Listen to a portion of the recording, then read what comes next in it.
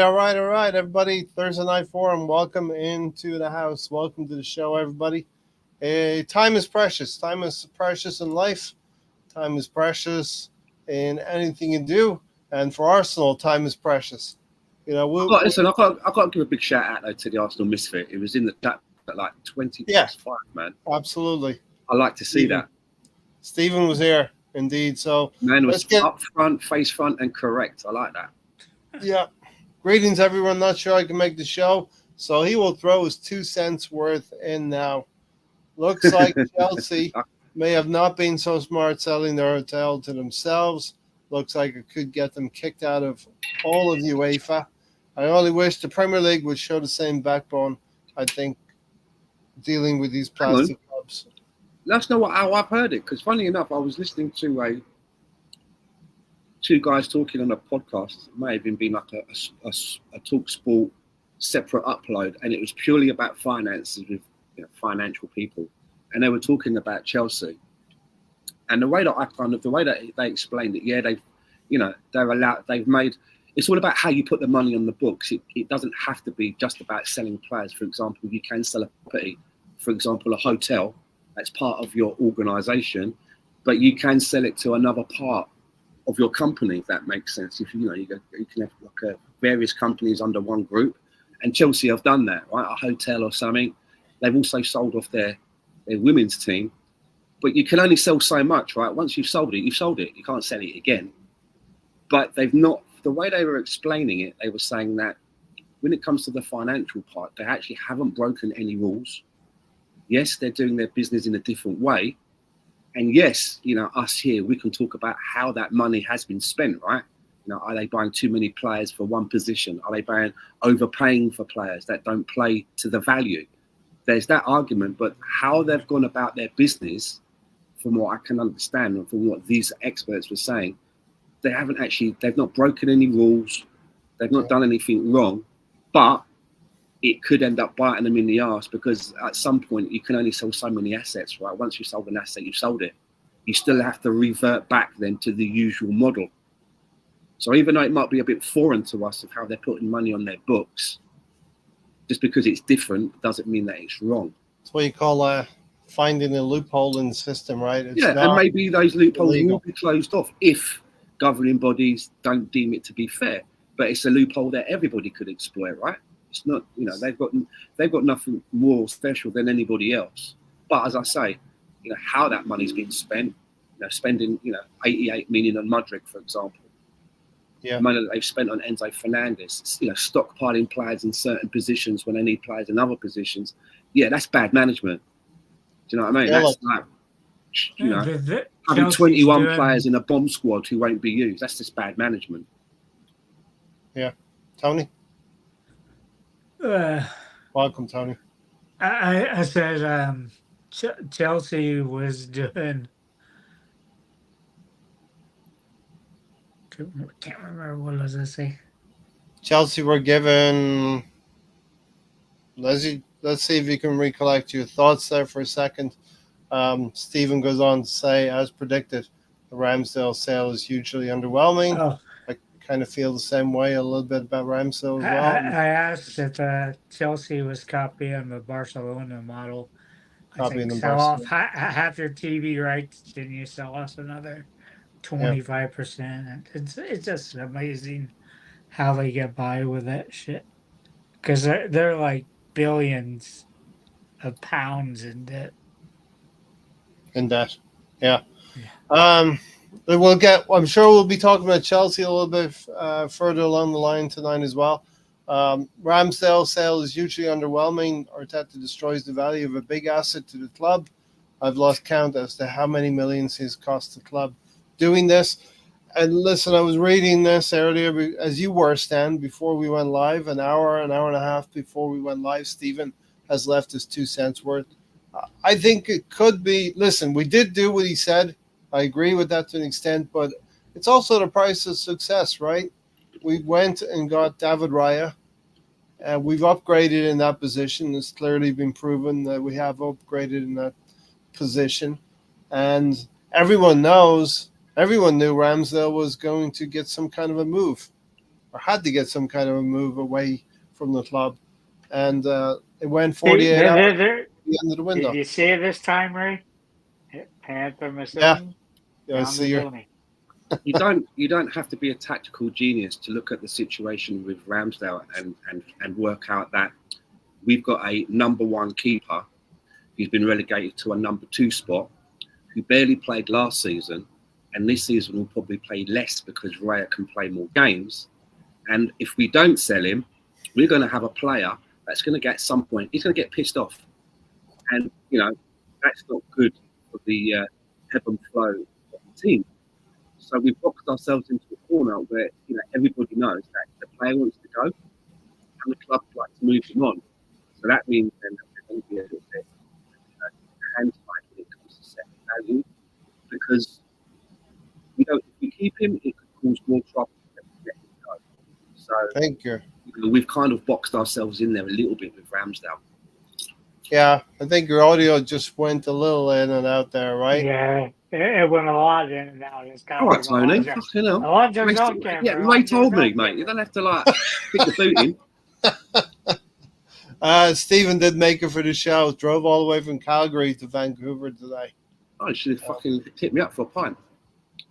Don't Stan knows how far that is. We got a new keeper now, Red John. You're round though. Huh? I said it's his round though. Neto's in the door, so we have to talk about Neto as the second goalkeeper now. Maybe. Been announced by Ornstein, and if Ornstein announces it, that's pretty much done. He's announced it that it's a done deal. Yeah. The goalkeeper, right? Yeah. It was announced while I was watching Harry earlier on the Chronicles of Laguna, and it was announced by Ornstein. About an hour ago, a little over an hour ago, it broke that Arsenal have done the deal and brought Pedro Neto from. Yeah, not Harry, on Dan Bournemouth. Potts' channel I was watching, The 12th Man. Oh. Can I just give that a quick plug? If you've not been watching, I like Dan.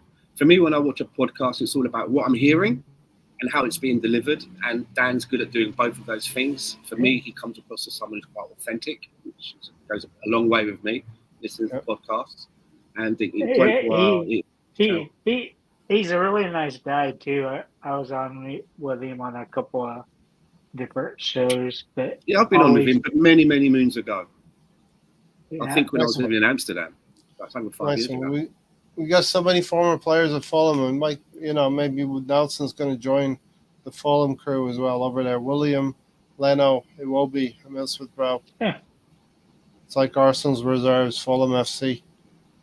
Red John and Stephen is here with us tonight as well after the drive. Red John, I saw it. We sold the number one keeper for 18 plus 6 million in add-on and spent 30 million on a release clause for a backup. Well, we were going to do the 30 million, but we got Pedro Neto on a free, no obligation. Not Pedro Neto, that's the other guy. That's the other Neto. Okay, we got one Neto. I don't know. Been a minute from Wolves. Not Pedro Neto. I would have liked Pedro Neto. Yeah, we got the different other Neto. The lesser known of the two Netos. And there used to be a cheap supermarket in England called Netto's. Cornettos. Cornettos. Stop it. Name one of your kids Corn. There you go, Cornetto. But 35 years old. It feels like we've kicked the can down the road a little bit in terms of his second. How old is he? 35 years old. In Tony's eyes, he's fucking into cadaver. He's dead, isn't he? He's dead already. He's a corpse. Shock him right now. Put that defibrillator across his ribs right now. I think that's how that might have been how old Raymond was in the Champions League. BX Gunner said, "Good evening, welcome, my fellow scoundrels." Slap that like as if it was a fat bottom girl. And they make the world go round. Is that what this song says? Morning, guys. Chris Nick's in the house from Liverpool fan. The Saudis own part of Ted Bowley's business. Ted Bowley selling players. The Saudi last season was dodgy. Can we pause for a second, Ray? Absolutely. You finally knew something pop culture for the first time on the show. Finally. I demonstrated every week, Tony. I demonstrated. I don't actually think it's Ted Bowley's company. I think was it Clear Lake. He can be sacked. I think it's that other guy who has a kind of a Saudi sounding name. It's like Egg Bill such and such. I think he's actually higher than Bowley. And Bowley could get taken out of that position and they could put someone else in. He's not their head honcho. He's up there, but there are other people above him that could replace that, could say, no, you're doing a bad job in replacing it. Like Black Gold 38. Stan, are you talking about UEFA or EPL? Because that's a good point because the rules are different between the two, hence what's happening to Man City, right?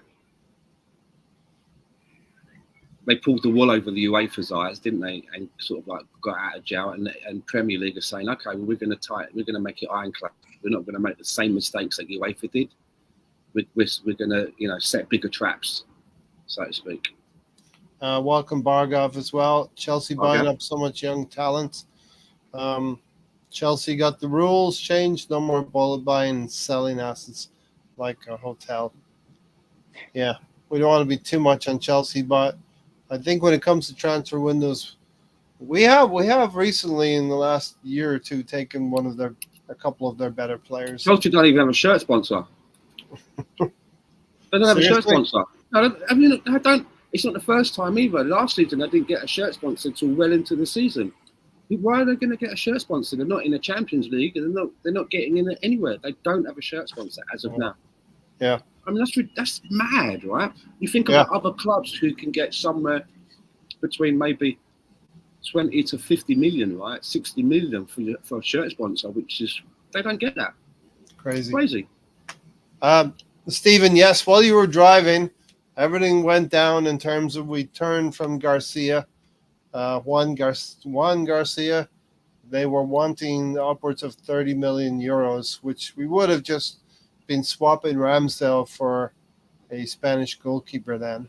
And we changed our target to the Bournemouth player. Apparently it's not the Pedro Neto I wanted. He could have played fly goalkeeper as our second goalkeeper. Pedro Neto. I don't know anything about this goalkeeper. What is he, the second keeper for Bournemouth? I believe so, yes. I don't know nothing about him. I mean, he's a decent goalkeeper, a good second choice, and we get him for free. So happy days. I actually think goalkeepers generally have a longer life, don't they, when it comes to their age, traditionally. So when you have a backup keeper, you've got to go one of two ways. You either have to have a really young guy who's a prospect, who's not going to play many games, but gets the experience for travelling with the team, or you bring in an old head who's been there and done it and can come in when needed. And personally, I would have liked to see Chesney come back, but that wasn't to be. That would have been nice. I'm surprised he retired that early. Because Chesney retired? Yeah, he retired from football. Did he? I thought he went to somewhere like. I thought he went to another club somewhere. I can't remember the name. He was with you guys. In the last 2 days, really? So he's retired. That slipped by. Bargov goes on to say we are going to need reinforcements to survive Champions League. More games that are going to be tough, and we'll get into that Champions League game sequence of games as well. We're going to play. Wasn't Lehman about 35 when he played? Jens was getting up there. He was 33, I think, when we were. He's right. He's retired at age 34. Chesney. Bargov, BX. I think you're right. Chelsea will not be able to keep their talent. They have 3 players for every position. Big up the panel. Neto done. Sterling next. We might actually see Raheem Sterling running with his handbag down the sideline, like Wilma from Scooby-Doo. That's how he runs, right? Velma, I think it's Velma. More games means it's going to be a priority over the domestic cups. BX81, I wonder we weren't going to be able to coast. Imagine going to Inter and getting crazy injuries. He was first choice. Okay. Richard James in the house. Thanks for being here. Neto. So then Neto was first choice. at Bournemouth. I Yes. don't remember hearing about him. I don't remember seeing him much of the day. He's the goalkeeper that Reece Nelson scored that wonder goal a couple of seasons ago against. Nothing against him. Nobody could have stopped that. Not any goalkeeper would have stopped that. One of our ex-goalkeepers is seeking a move, right? One of our Which one? Which one? Take your pick. Yeah. How many fingers and toes have you got It's out? like the usual suspects. You got to line them up and point at them. What's my surname? Right. Turner. Oh, Tony Already? Turner. He's only just gone there. He's one away from Forest. He's got there. He's at Forest, exactly. I'm Why? excited. I mean, when I've seen Forest, they play good football because I was watching them just a week or two ago when there was news of Eddie going there. And when I was watching on my match of that, I was actually sitting there thinking, how's Eddie going to fit into this team? They look all right. Do you know what I mean? Is he going to move the needle for them? Because they looked pretty, the way they were playing was pretty good to watch on the eye. Yeah. So you mentioned Eddie, and we're going to talk about Mikel Merino. We're going to talk about Eddie. We're going to talk about Ramsdale. Kingsley Coman. Basically anything else that might happen. We just talked about the goalkeeper. I think he's an adequate second choice to come in behind David Raya. The natural order of goalkeeping, I think, has been restored. Aaron Ramsdale was very good, and we'll talk about Aaron Ramsdale. But in general, Tony, there's another day to go here with the transfer window. And so we'll have more clarity on the Sunday show when we talk about this. But are you a little bit worried right now, or do you feel confident that the club is going to do something tomorrow? I'm still worried because I still think we need two attackers, and sounds like maybe we'll get Tony. Just maybe. Mm-hmm. There's not too many links. Well, how can Gary just come in and shove everybody else? They shoved you off the top shelf. Every time I see Gary sat in that particular room with that background, it always looks like the wallpaper that you used to see in Indian restaurants in London back in the 80s. Might have an influence. Yeah, I think it has. Those from the UK will know what I'm talking about. It's the hypnotic effect. Just some curtains. Curtains. Yeah. Tony, finish your thought before you were so rudely interrupted. Which makes a change. doesn't make a change. All of us. Where were we, Ray? Let's start putting that card out. You're about to tell me about your thoughts on the window so far. You're a little bit worried. Oh, we need attackers, and it's just a possible on one. There's not many links. Doesn't excite me. With the way I seen Timber play and knowing what QVR can do, that fucking money should have went into an attacker. Use that Eddie money, then you got a pretty good attacker. Tony, also, we have probably our net spend right now tells us we have some money that we can probably spend tomorrow. We sell, who do we sell? Eddie Nketiah. We sell Ramsdale and Emile Smith-Rowe. Close to $80 million, 80 million pounds there. Euros, whatever you call it. And we haven't spent 80 yet. So we got some room to spend something tomorrow. Pretty good. I'm glad we finally accepted. We got 35 for Smith-Rowe. We can sell Eddie for 25, and that's for 60,000. We thought we were going to get between with two players. So are you nervous for tomorrow? You think the club will do something, Tony? I'm nervous. I just think we lack that clinical ability, and these games we get up 1-2 nothing and just put it on cruise control. Because they're coming to bite us one of these days. Yeah, I think we definitely need something going forward. Red John says, can you guys, can I get your reactions to the 8 teams we drew in the Champions League? We'll be doing that shortly. Are you happy? PSG appears to have the worst draw of the lot. Gary, same question to you, Gary. Listen, we'll know tomorrow night. We'll know 24 hours from now, but how are you feeling with 1 day left to go with this summer window?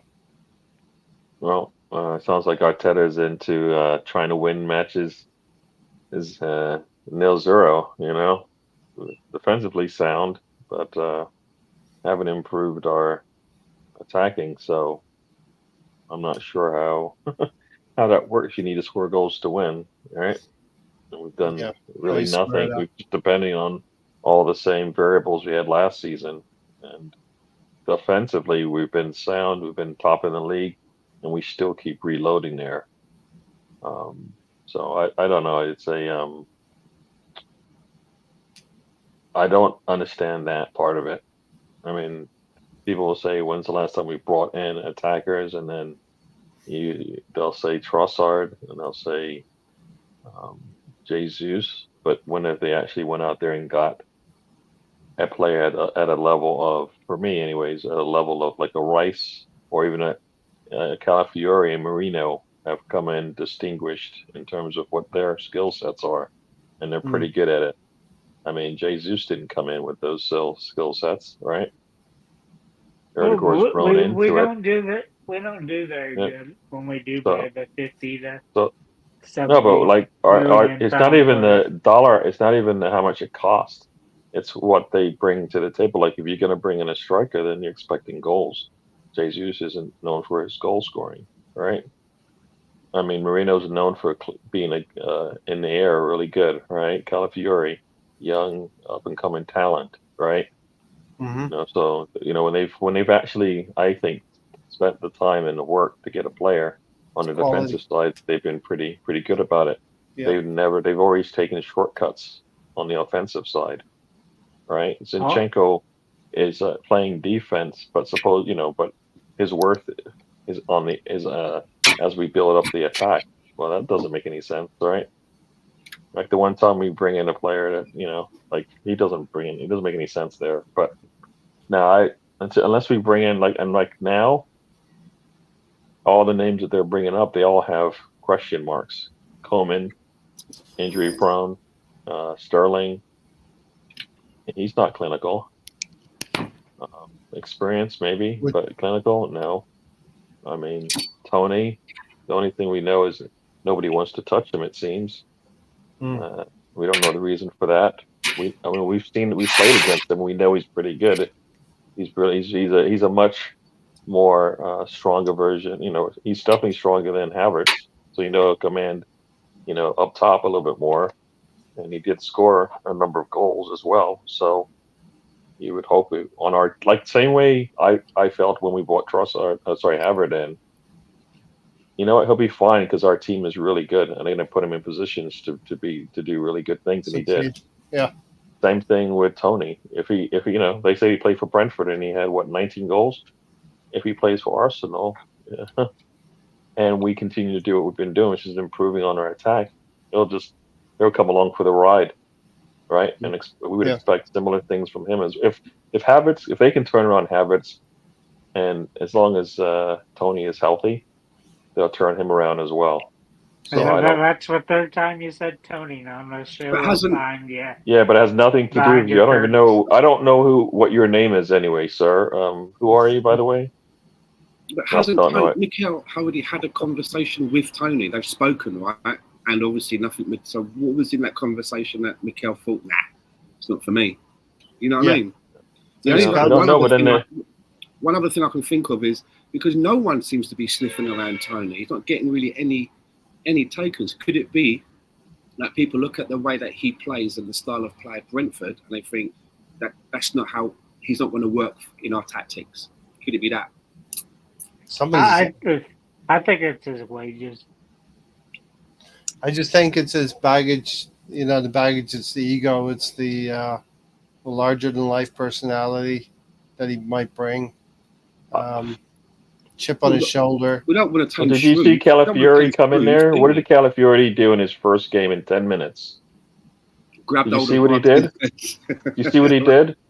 Oh, nobody said we're all happy seeing that, right? We were all happy seeing that. But I now you're wasn't. going to tell me, and you've never I seen anything wasn't. like that from Tony, actually. I wasn't I mean, happy with that. No, I wasn't. Well, when he moved that ball last season, when Tony, when he grabbed hold of Martinez when he was trying to throw the ball out. When I saw that, I actually said he didn't actually touch him.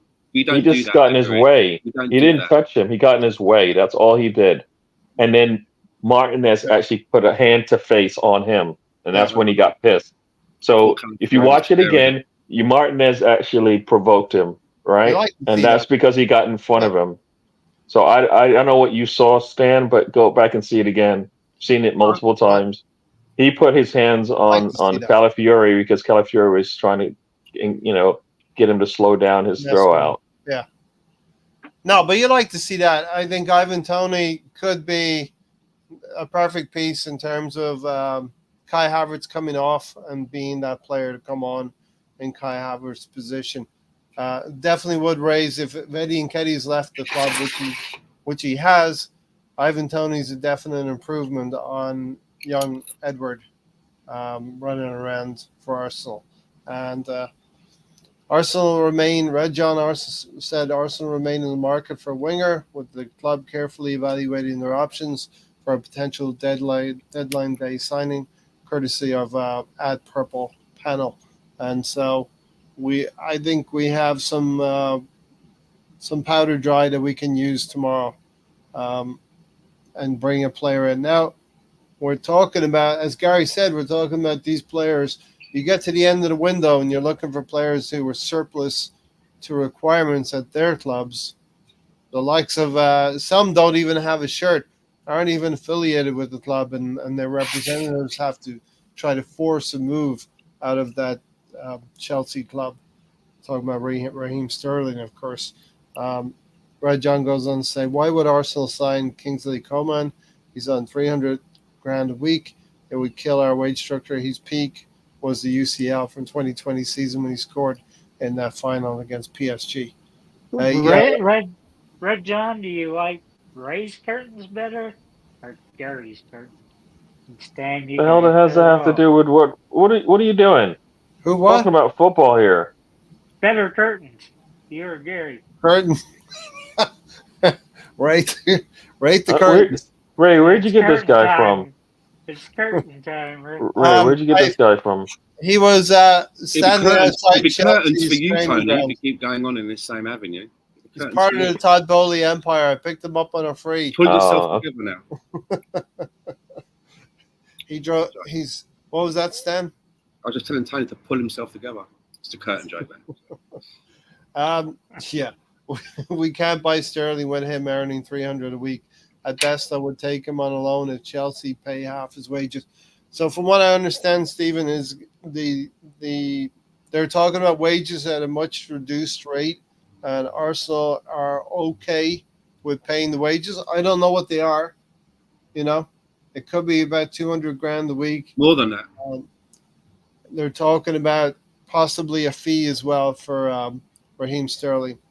Tony hasn't played a full season previously. And I know Gary said, listen, Raheem Sterling has not pulled up any trees at Chelsea, has not been brilliant. But I'll just tell you, Kai Havertz was not brilliant at Chelsea either. So he wasn't brilliant at Arsenal as a left aid either, right? We could take Raheem Sterling. No. And he could be a 1 in 3 goal involvement for us, not 1 in 4. If Sterling was any good, he'd still be at City. I'm tired of these. Sterling came out the same time as Jesus and Zinchenko, and nobody would say, guess what? They're going to get them across the line. Right? No, that's not going to happen, right? All right. Is Jesus going to get us across the line? No. I mean, he's coming off the bench for us now. No, not Gabriel. Zinchenko, is he going to come on? Is he going to get us across the line? Not now. I mean, he's barely. He might not even get to see any playing time going forward, right? So, and Sterling, he definitely went to the wrong team, but still, he had opportunities there to perform, and nobody would go, well, you know what? Now that you're off, you're away from that City cover, are you able to still shine? And the answer is no. Can I just say to Mike, Huh? if you think crisps are bad, sometimes I have kebabs and sometimes I have buttered crumpets. So today it's just crisps and pretzels. Yeah, you missed it. It is usually Funyuns as well. I also Funyuns, think man. I'm sponsored by you're Funyuns. hitting them at a nice 4 or 5 second rate, Stan, as well. I think you're doing like 12 a minute. That's pretty good. I've got to mention Funyuns 4 times in the pod, and I've said it twice now, so that's 2 more to go. But there's one. Hey, you got one of your panelists to say Funyun, so that's got to That's count for 3 something, times, no? yeah. That's 4. Yeah, we've made the quota. Cheers, lads. We've done it in like 15 seconds. We can move on. So here's the thing, right? With Kingsley Coman, and yeah, on paper, Kingsley Coman is a talented player, and he's played at some clubs, and he's won a lot of shit, right? But if you look at his injury history, which I happen to have in front of me, right? If we start with the 21-22 season, he had 7 days out with a minor knock. Then he had 7 days out with a calf injury. Then he had 25 days out with a heart problem. Then he had 4 days out with muscular problems. Then he had 14 days out with torn muscle fiber. Then he had another 18 days out with corona. That could happen to anyone, I suppose, at the time. Then he had 7 days out with muscular problems. Then another 7 days out with muscular problems as soon as you got back from that one. And then we get into the next season, right? So he misses a lot of time, but it gets worse. In the 2022-23 season, he had 28 days out with a torn muscle fiber. And he had 5 days out with a knock, 3 days out with muscular problems. Then he had 20, then we get into 2023-24, 20 days out with torn muscle fiber. It's a lot of muscle problems. Knee medial ligament tear, 50 days. Yeah. 50 days there. Then he had 4 days out with a muscular problem. And then he had 48 days out with an abductor injury. This geezer sounds like he's made out of paper mache. And we've got enough players that are made out of balsa wood already. We don't want to be adding another one of these lightweights, as good as they are when they do play, if we can't rely on them for a whole season, you know. Indeed. You know, I Thomas thought Partey or Gabriel Jesus or Tomiyasu. Yeah. Tony, hold on a second there. Red John said you can diss Kai Havertz, but before Arsenal bought Havertz, Real Madrid and Bayern Munich, 2 of the 3 best clubs in the world, wanted him. I wasn't dissing Kai Havertz. I was saying we could do something similar with Raheem Sterling if he came from Chelsea. Kai Havertz came from Chelsea, didn't do great at Chelsea and came to Arsenal, and he had a pretty decent season last season. We failed twice with the City players who left early, and now you want us to go for the trifecta. I don't want any more pet projects. Can't we buy ready-made players that just are ready out of the box to go? Why do we have to rebuild and refurbish players? Can't we just get listen, the City players got us to a certain level. You think Sterling is going to push us across the line? We're talking about raising. Do you think Sterling will push us across the line based on what you believe we need to cross the line with an attacker? Let me ask you one other question. No. You got to answer my question first. I'm going to answer your question with a question. No. I won't even participate in that. I ask you a question, then you can answer me a question after your answer. I'll give you my answer. Eddie Nketiah has moved on. He's gone to Crystal Palace. If we bring in Raheem Sterling, he would be an option off the bench. And I would want to bet that Raheem Sterling would give us more through the season than Eddie Nketiah would. Why would we spend 300 bags a week on a player that comes off the bench? Well, it won't be 300 a week. Well, that's what he's earning now, right? And Ryan's he's going to take a pay cut, Stan. To what? Half. 140? Yeah. No, he's not going to take that sort of a pay cut.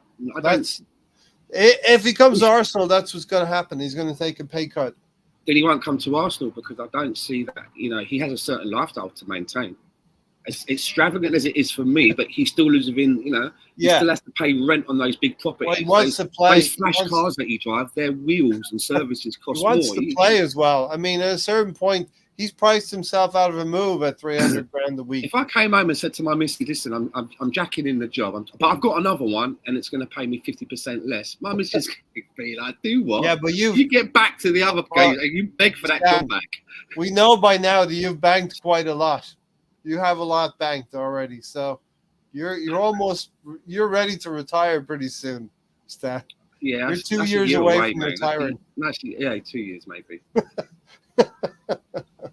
I wish. So he's going to do 2 years at Arsenal, if you know. And it does seem the link with Mikel Arteta and Raheem Sterling is strong. The link between them is strong. Arsenal was the only one who would pay the 60 for Havertz. Indeed. You can take a 50% pay cut, or you can do Winston Bogart and sit tight. And I think that's what's going to happen. I think that's a lot of dough, happen. Over 30 million, isn't it? It's a lot of dough. His performances get deemed excessively negative way Chelsea fans move. Don't think Coman works for us. I tend to think Coman is not going to happen. I would join your Patreon if you could promise me a full turkey leg consumption. Well, the first thing is, Mike, we actually need to have a Patreon to start with, right? If we had a Patreon, then perhaps you could join it. If you're on your own, there's no one else in there. First comes the Patreon, and then comes the turkey leg. Joining it, and then the turkey leg. Yeah. It's got to be those Disney turkey legs. They're huge. Those big fuck-off ones, yeah. Yeah, indeed. Henry VIII style. I think we should have signed the guy Liverpool signed, Chiesa, only 10 million. Yeah, and could have been a Saka backup. Would have mattered if he flopped. Wouldn't have mattered if he flopped. What a punt. That's what you call a punt, right? I mean, but that's an injury. That's an injury nightmare as well. These are players. The players are on the market now. 10 million now. Kind of baggage. 10 million. You can't get a lot of quality for 10 million, really. So it's worth, it's worth the risk if you play the guy right. You don't overrun him. Make sure he doesn't go into the red, as Arsenal used to say. 10 million. Yeah, it's just that Arsenal doesn't look at those sort of deals, and then I don't think they utilize them correctly because, as I recall, they brought William in, and they tried to use him as a starter. And guess what? He isn't a starter, and he basically There's a killed. Question from Spencer. Yeah, no, I mean, Sterling is better. Sterling is better than Nelson, but you're not. You're taking a player who's available all the time, like a Nelson, and then you're bringing in a Sterling, and the timing has to be right for it to work out for you, right? And you're not going to get much goal scoring from him because he's not playing much, so the odds of him scoring are down. But the one thing I think he would do, and I said this to a couple of people in a chat, is if he does get into the box, more than likely he's going to get taken down, and that's a PK coming for Saka. Yeah. Right. So, I mean, that's the one thing he will do. But yeah, if you're comparing Nelson and Sterling, I'll take Sterling just because But Saka will be on the bench. The risks. No, but that's the only way it would work for me. And so Sterling would have to find a way to do it elsewhere, right? He'd get the penalty, then we'd have to substitute Saka back onto the field. But if you're Saka, right, and you're being paid around, I can't remember what it is 140, 180, somewhere around there, right, wherever it may be. And then you bring another chap in, and that chap's on almost double on what you're on. But he's on the bench, and when he comes off the bench, he's not. Maybe he doesn't perform, but he's still getting. At some point, because economics, we've got to think of from outside of football: rent to pay, and flash cars to buy, and big watches to buy. You're going to be knocking on the manager's door and going, "This something's not right here. I'm playing all of the minutes that God sends. I'm the star boy, and this geezer who's a bit part player is earning double than me. How does that work?" I mean, it's just logics, right? It's just economics. I mean, it will cause unrest we're thankful.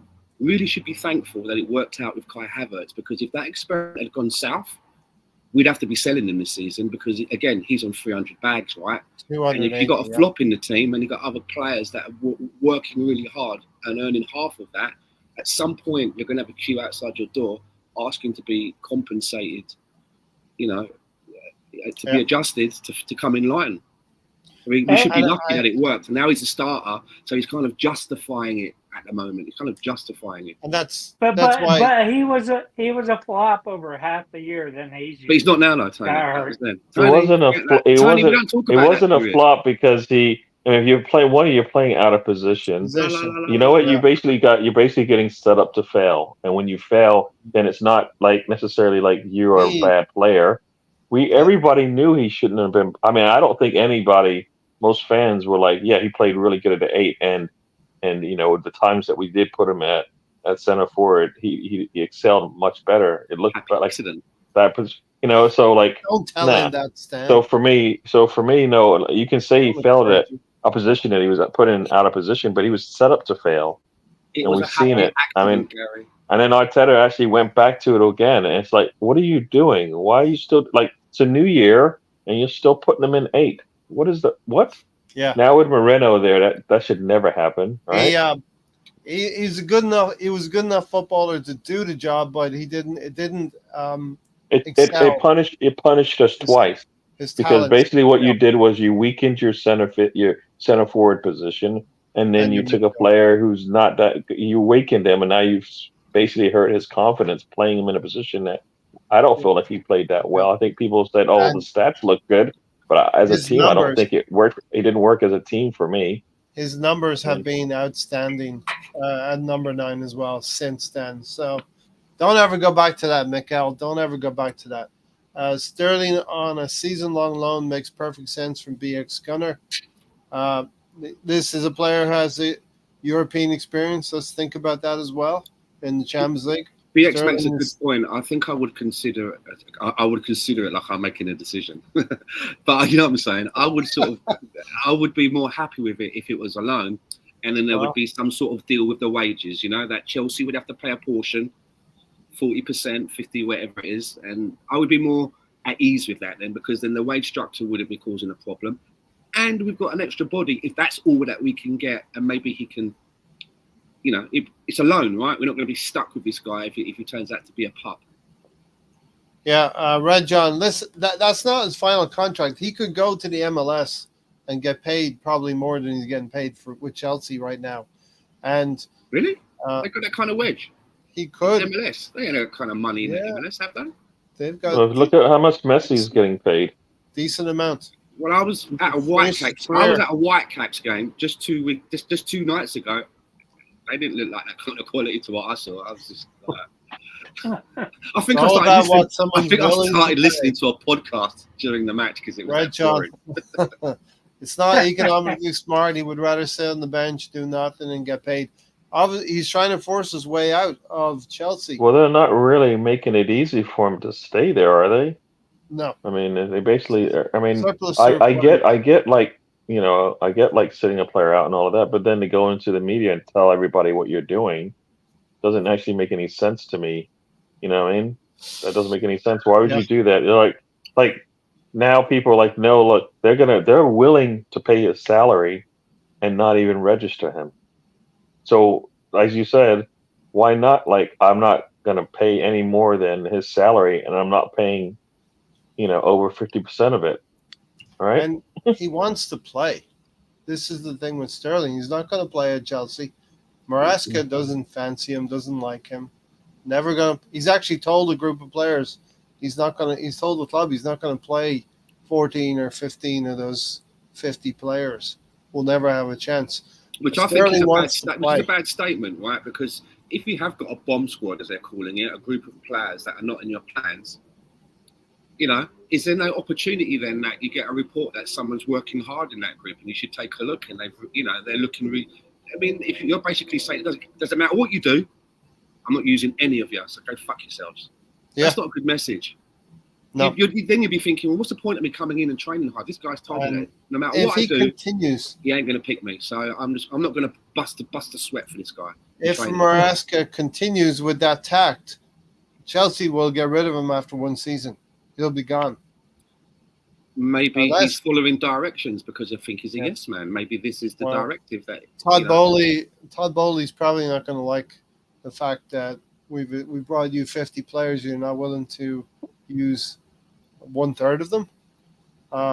You guys saw the tweets. The person who hacked Mbappe's account was posting. Yeah, I saw that. Tony, was that? Somebody hacked Mbappe's account and was posting stuff. Did what? I don't know. I didn't exactly see what they were posting, but Tony? It better not be what Saliba's video was. What his deal was? It's Saliba's video. It wasn't Saliba's video. Why are you bringing his name into a video that it wasn't his video? Stop that, Tony. You're supposed to It be an wasn't his Arsenal fan. video. Come on. He Don't posted you it. don't you dare sully my center Don't back's troll name, our players. right? No, It no, was his Tony, video. Tony. If you're an Arsenal fan, you take all that back right now. You put a bar of soap in your mouth and you wash it clean because Wash it. that's Then you Tony, watch it disgusting. again. Tony, in the words of Will Smith, keep Rinse and Saliba's repeat. name out of your mother mouth. You know what I'm saying? Indeed, Tony. I'm saying indeed a lot. BX said, I saw Sterling at Liverpool, City, and for England, and he was always quality. Then all of a sudden he goes to Chelsea and he's not a good player anymore. I don't believe he's done. He's got maybe not a lot left, but he's got a couple of seasons left in him. Lawrence has joined. They'll be bringing Lawrence in a second. I will take an Gnabry back. Gnabry back at Arsenal. I don't think he's on the market. Right, before Lawrence comes in, I'm running a book, right? I'm running a book when he's in bed. Oh, I was going to say, he's not in bed. I already did it. I just clicked on it. Holy shit, he's upright, Stan. No way Sterling gets the same money at MLS. Messi doesn't actually get high wages. He actually got ownership stake of the club's profits. But, he can go play somewhere. Lawrence, welcome to the show. How are you, Lawrence? I'm all right. Good evening, everyone. Sorry for the abruptness of my absence over the last show. No apologies needed. No apologies needed. You was here last week. Yeah. I know. What was that? You was You here were here last week. Yeah. You was here. I just decided I needed to take a break, So Lawrence, we have discussions. Yeah. We have healthy discussions on this forum. And I don't like what Gary says most of the time. Gary doesn't like what I said most of the time. But we still Gary talk never about likes it. what I say. It's all good. There's no hard feelings here, Lawrence. All good. Okay. That's how you feel. That's how you were feeling about the club and their movements in the transfer window, and that's valid. Yeah, I mean, everyone has an opinion. If we all had the same opinion, it'd be fucking boring life. Wouldn't it? Definitely. So, all right, life is precious, Lawrence. We have an Arsenal life. We have a personal life. So enjoy both of them, as Gary says. Don't waste the trip. Enjoy the journey and all that good stuff. Lawrence, we got one more day, mate, to get through this. We can do it together. This window is killing us, right? But we'll get there. Do you have a breaking news for Lawrence? Right? I have breaking news. Yes. What is it? We've signed somebody. We signed somebody, Lawrence, on a loan. Really? No shit. No shit. I'm talking about the Mourinho one. He said it was Mikel. Yeah. Tony, the in the knows are making it official. Mikel Merino is now officially an Arsenal player, Lawrence. Yeah, well, 50 days to announce the signing, Unbelievable. It went from 5 weeks last Tony week. said Only this football club does things like that. Hook, line, and sinker, right? Words just are unbelievable. I can't explain it. Will Arsenal make you happy tomorrow, Lawrence? Will Arsenal make you happy tomorrow? Well, it depends who they sign. Right. I've been reading that we're after Raheem Sterling. Yeah. Which I don't know. I mean, I'm not a big fan of his. Right. Right. Well, right put now, him in an Arsenal shirt. You got to be a fan of his, then, right? Yeah, I understand that, but as I said, right now I rate this transfer window. If you were to ask me to give a mark out of 10, I would say 4.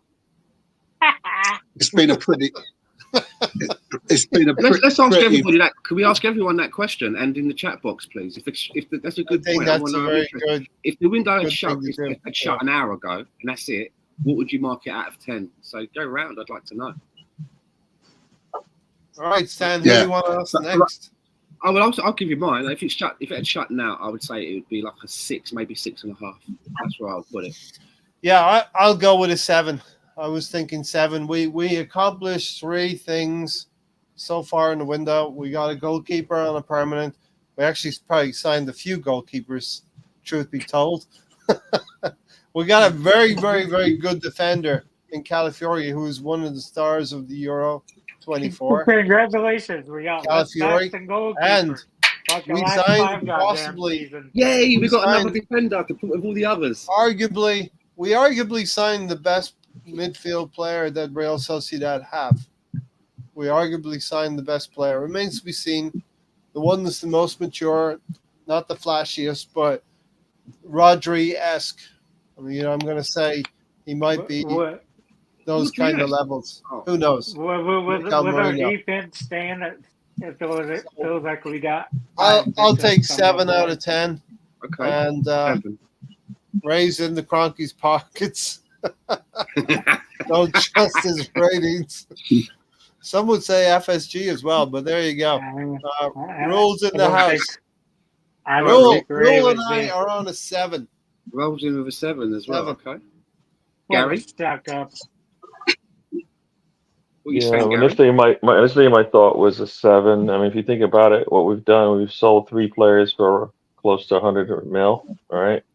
We've got a couple of players that potentially could get sold. One is already, I think, an obligation. One is an option.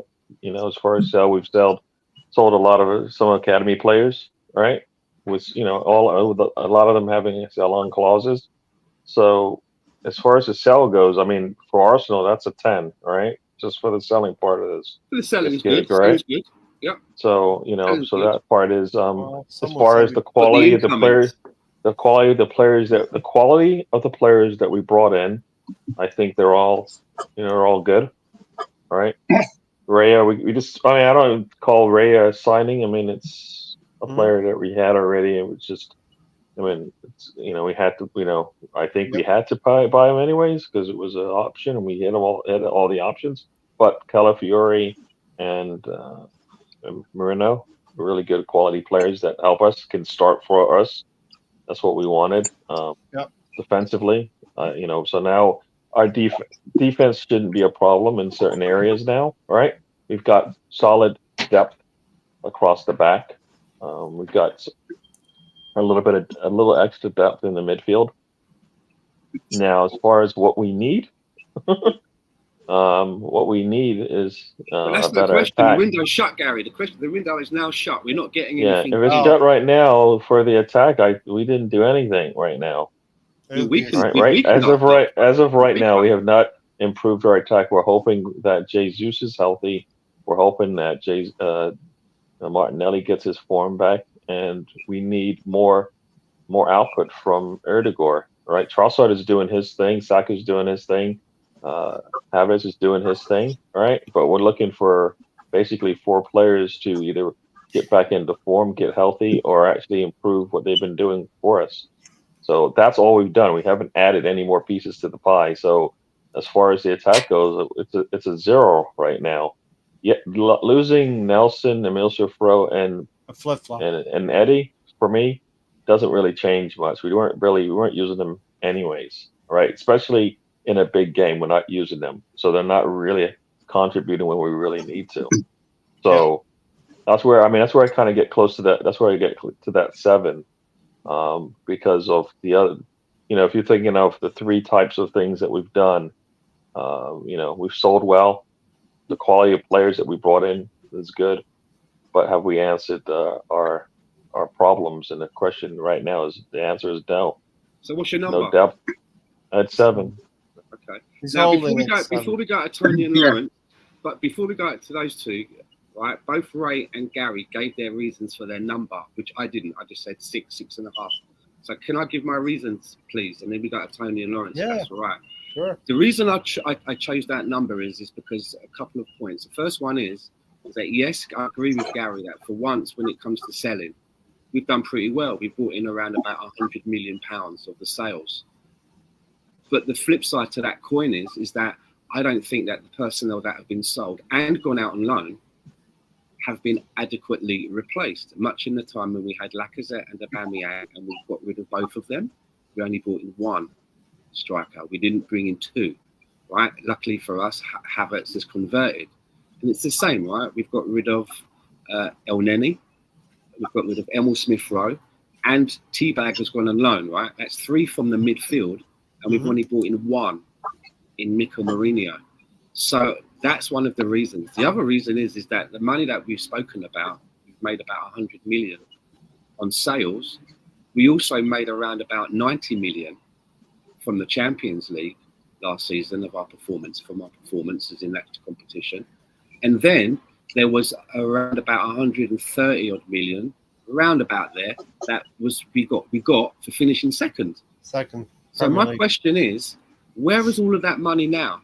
And I've got this theory, and you can call it a conspiracy theory if you want, but I'm thinking to myself, the money that we were given to pay for players like Declan Rice and Kai Havertz and some of the sales in the last few windows, we loaned money by our owners, and the money that we've brought in has now been paid back, which has left us in a situation where we don't seem as flush as we are.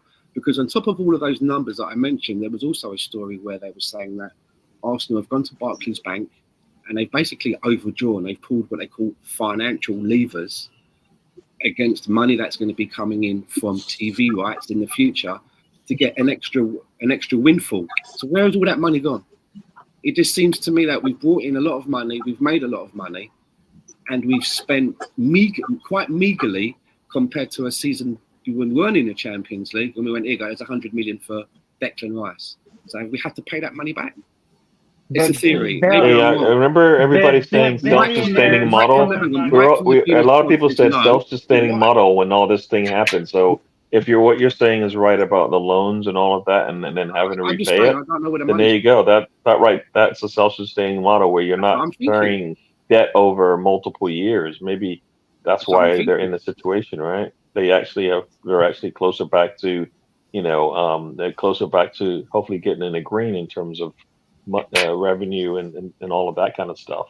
So if that's what they have to do, then that's what they're doing, and they're trying to do it as best as they can. But for me, if you're gonna buy Sesko for 50, then you had in your strategy for this window at least 50 mil that you were going to put towards a good attacker, right? And then that failed, and then you just said, no, we're not doing anything.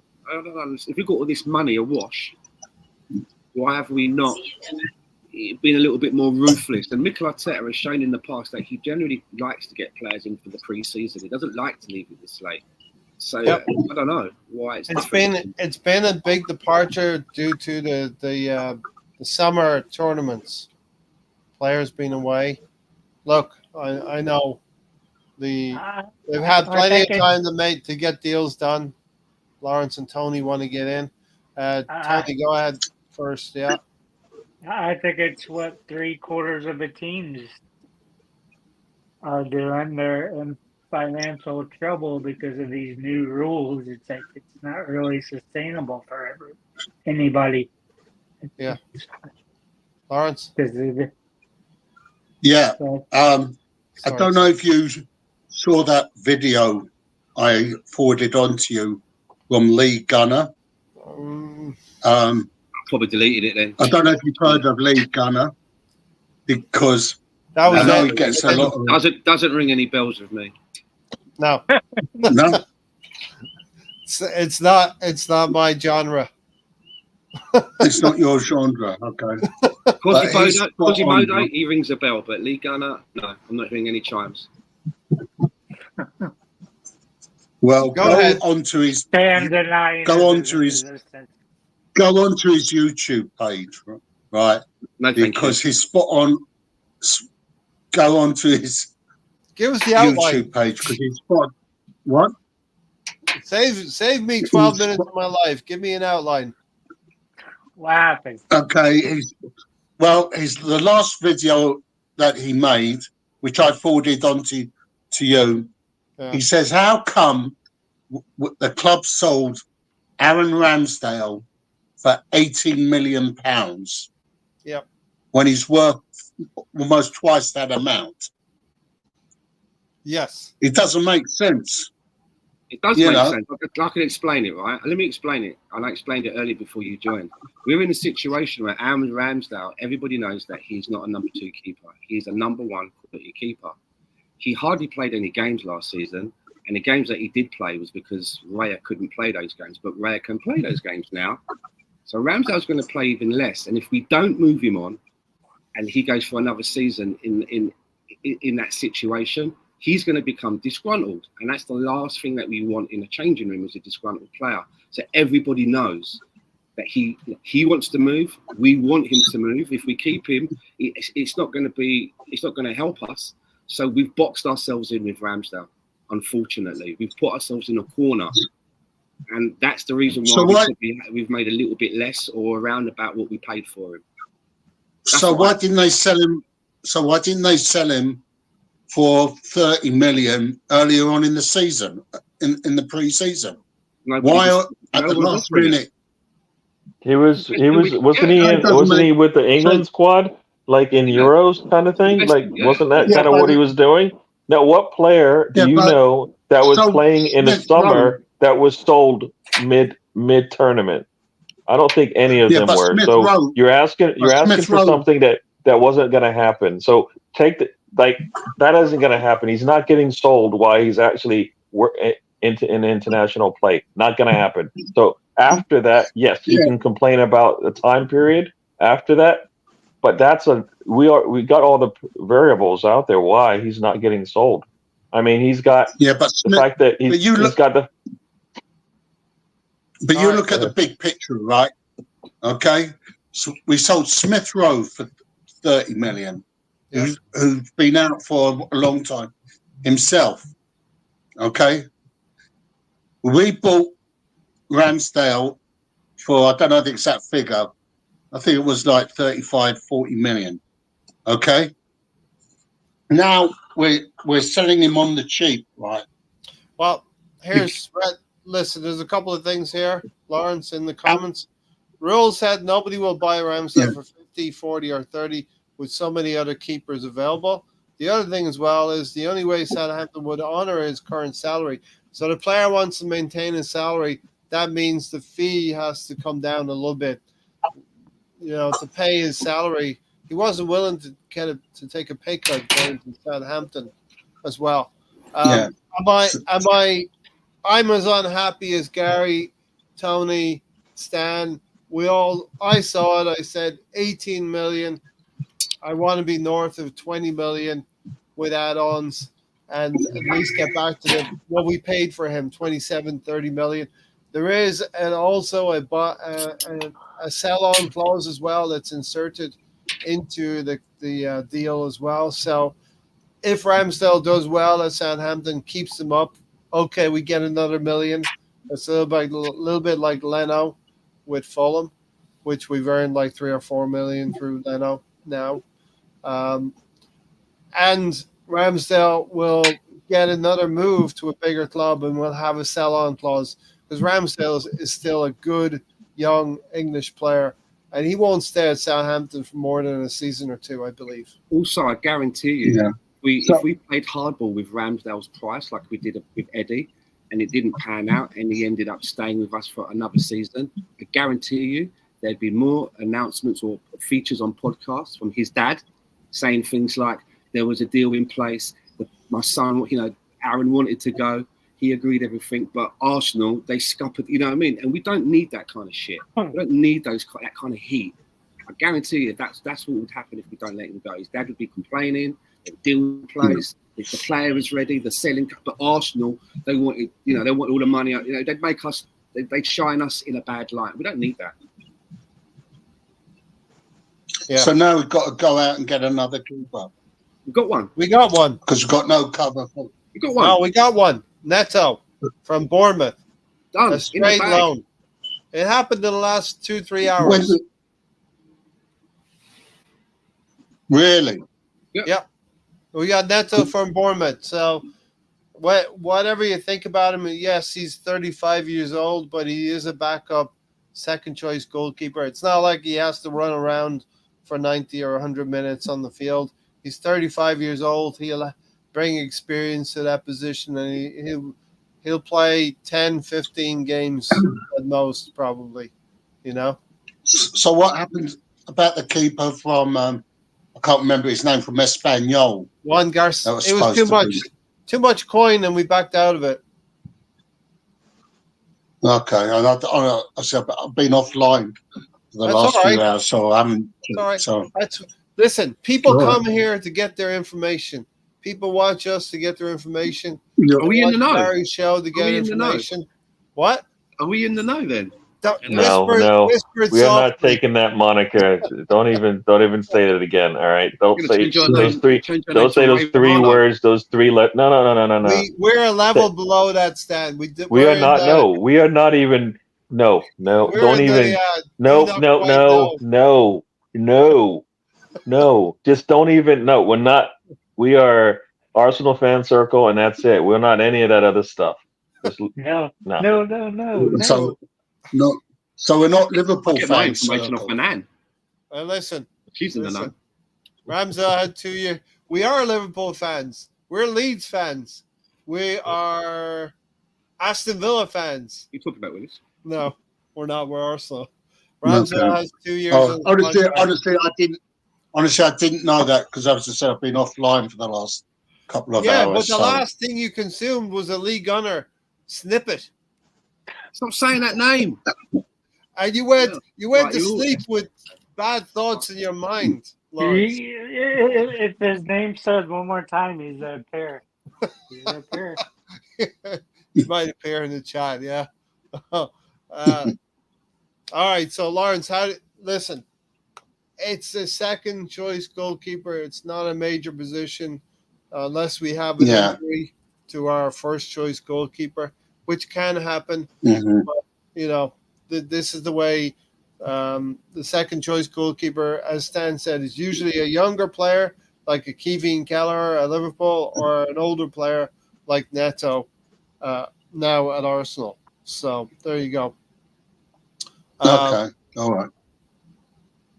So now we're talking about, let's get into a few comments here. Arsenal Fan Circle channel, Ryan knows he can have howlers now. He is a 35-year-old competing with him.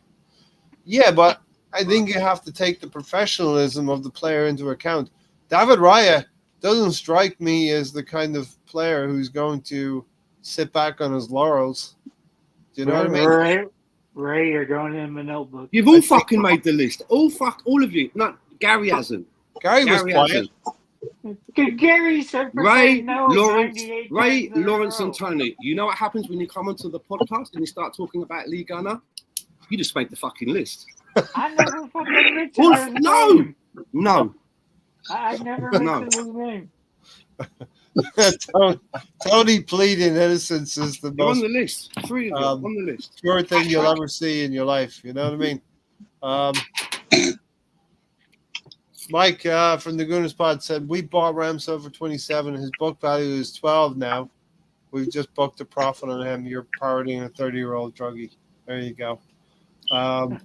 We would be getting north of 40 for Eddie and Kelly if he was on 50 grand a week, for example. But since Eddie's on 125 grand a week, we only get 25 plus. Nobody on the right goddamn mind spending 40 million on Eddie and Kelly.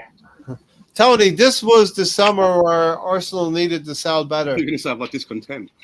We didn't sell. Come on, Ray. Who in their right mind just spent 40 million on Eddie and Kelly? Nobody. Well, it's Red John. The thing you have to take into account, which Red John has, Tony, is you have to take into account the full package. It's not just Eddie and Kelly. No, you don't get 40 million. Why was Middlesbrough Road getting quoted higher prices even last year when he had barely any minutes played, right? Because you know what? There's actually, for me, it's just simple. There's talent there, all right? We've seen glimpses of it. We've seen, like Eddie Nketiah hasn't scored 10 goals in a season in the Premier League. Emile Smith-Rowe has.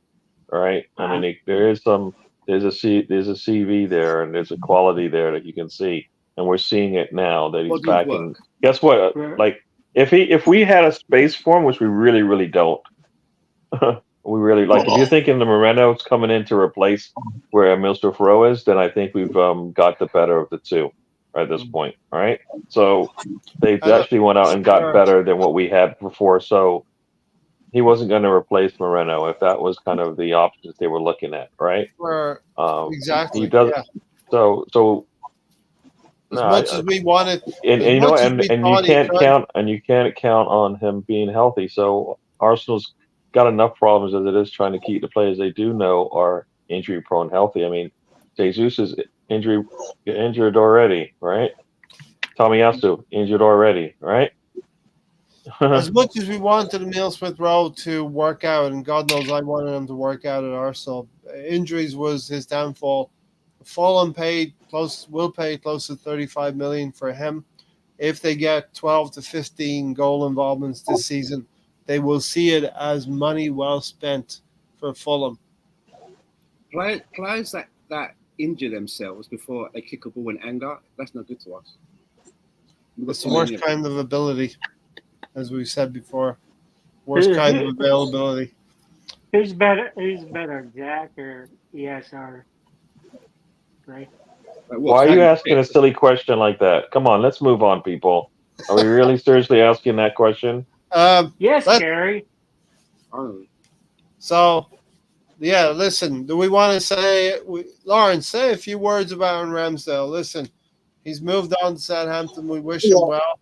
He was good for Arsenal for a couple of seasons.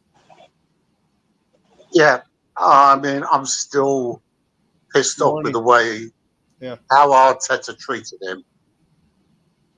It's just, I mean, it was just totally wrong, the way Arteta went behind his back to bring in another keeper, and I feel frustrated in a way because Ramsdale is a world-class keeper. I can still remember that save at Leicester a couple of years ago. Yep. And he had a, what's the word? He and the fans liked each other well, A rapport. There was a rapport. Yeah. Sorry about that. There was a rapport between him and the fans, and he really loved the club. And as I said, I mean, Raya, I've got nothing against Raya. I mean, the two games we played this season, he's got us 6 points with all those saves he's made. Yeah. Okay. I wish Ramsdale all the best with Southampton, and I hope he resurrects his England career as well. But I just didn't like the way how Arteta. Well, so that means you didn't like the way that he handled Leno when Ramsdale came in, right? Is that what you're going to say? Because I didn't think we needed a goalkeeping change when we had Leno. Yeah, I didn't. So, so are you saying that you were upset as well? Because Arteta has been doing this, right? I mean, he's replaced the goalkeeper every season. We've gotten a new goalkeeper, and be it a starter or a backup. No, we have no stability back there. Let me speak, Tony. Yeah, well, as I said, Arteta. But that's the price. That's the price of being the best. You have to be ruthless in this situation. Agreed. I didn't like it when Joe Willock.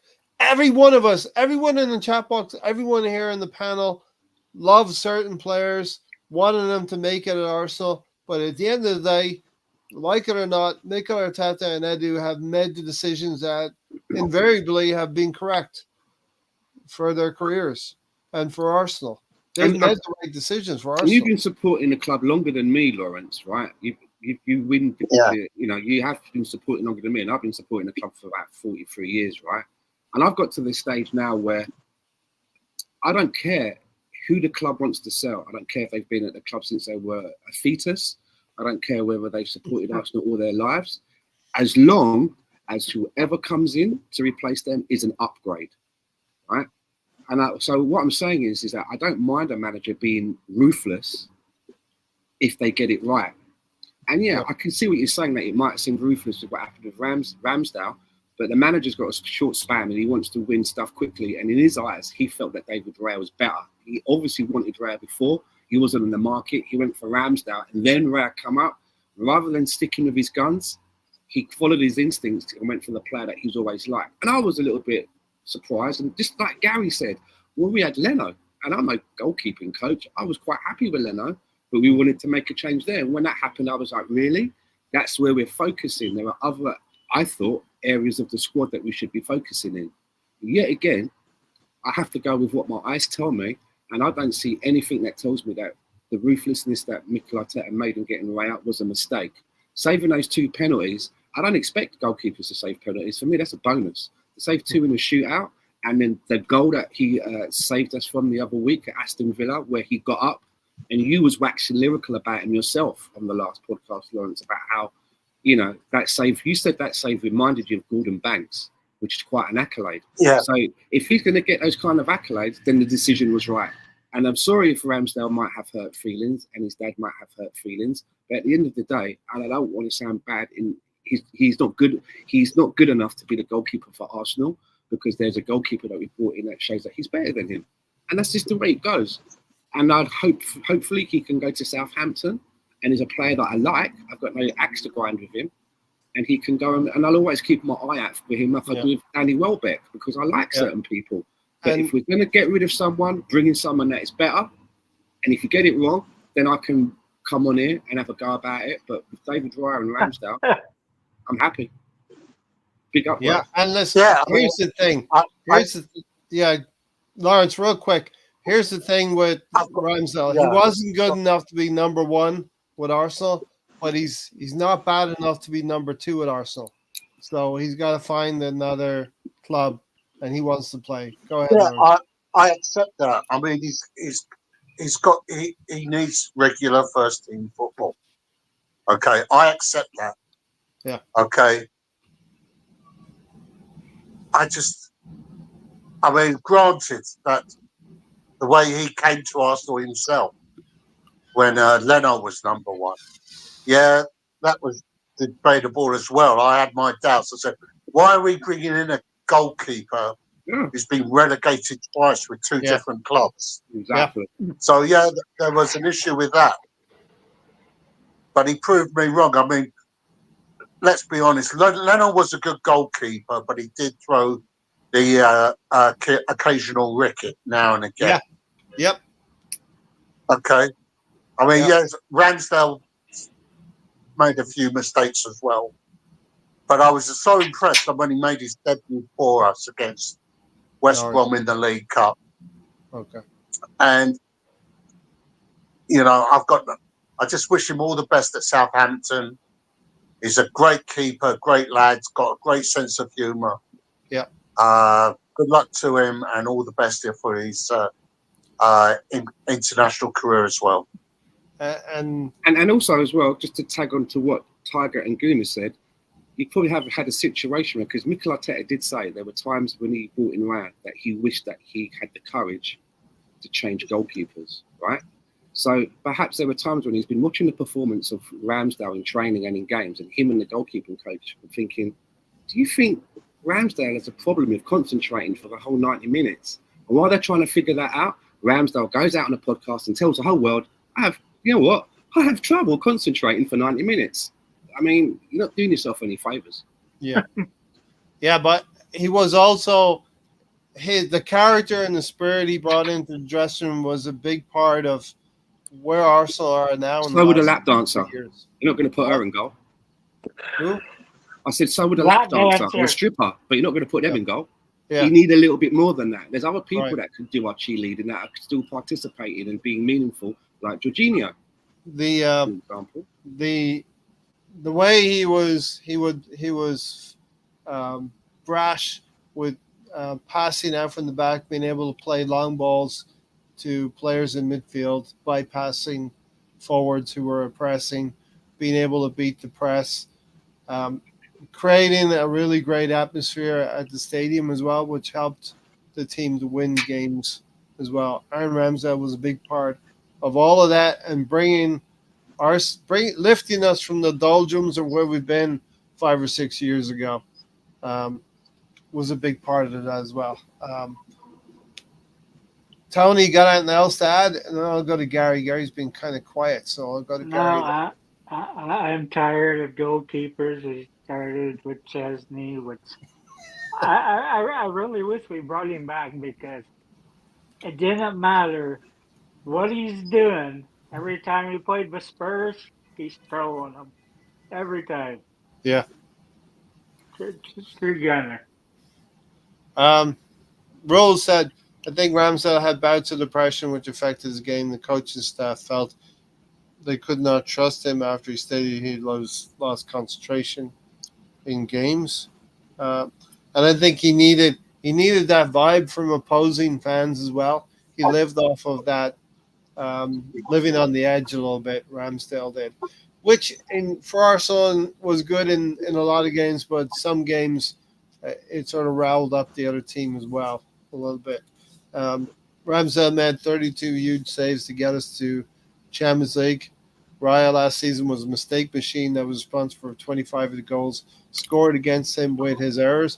I think that's a little harsh, Stephen, honestly. I also think if we're playing out from the back, the goals we give away are going to look like huge mistakes when you live on the edge and you play out from the back. He almost broke a record for clean sheets, for fuck's sake. Yeah, I know.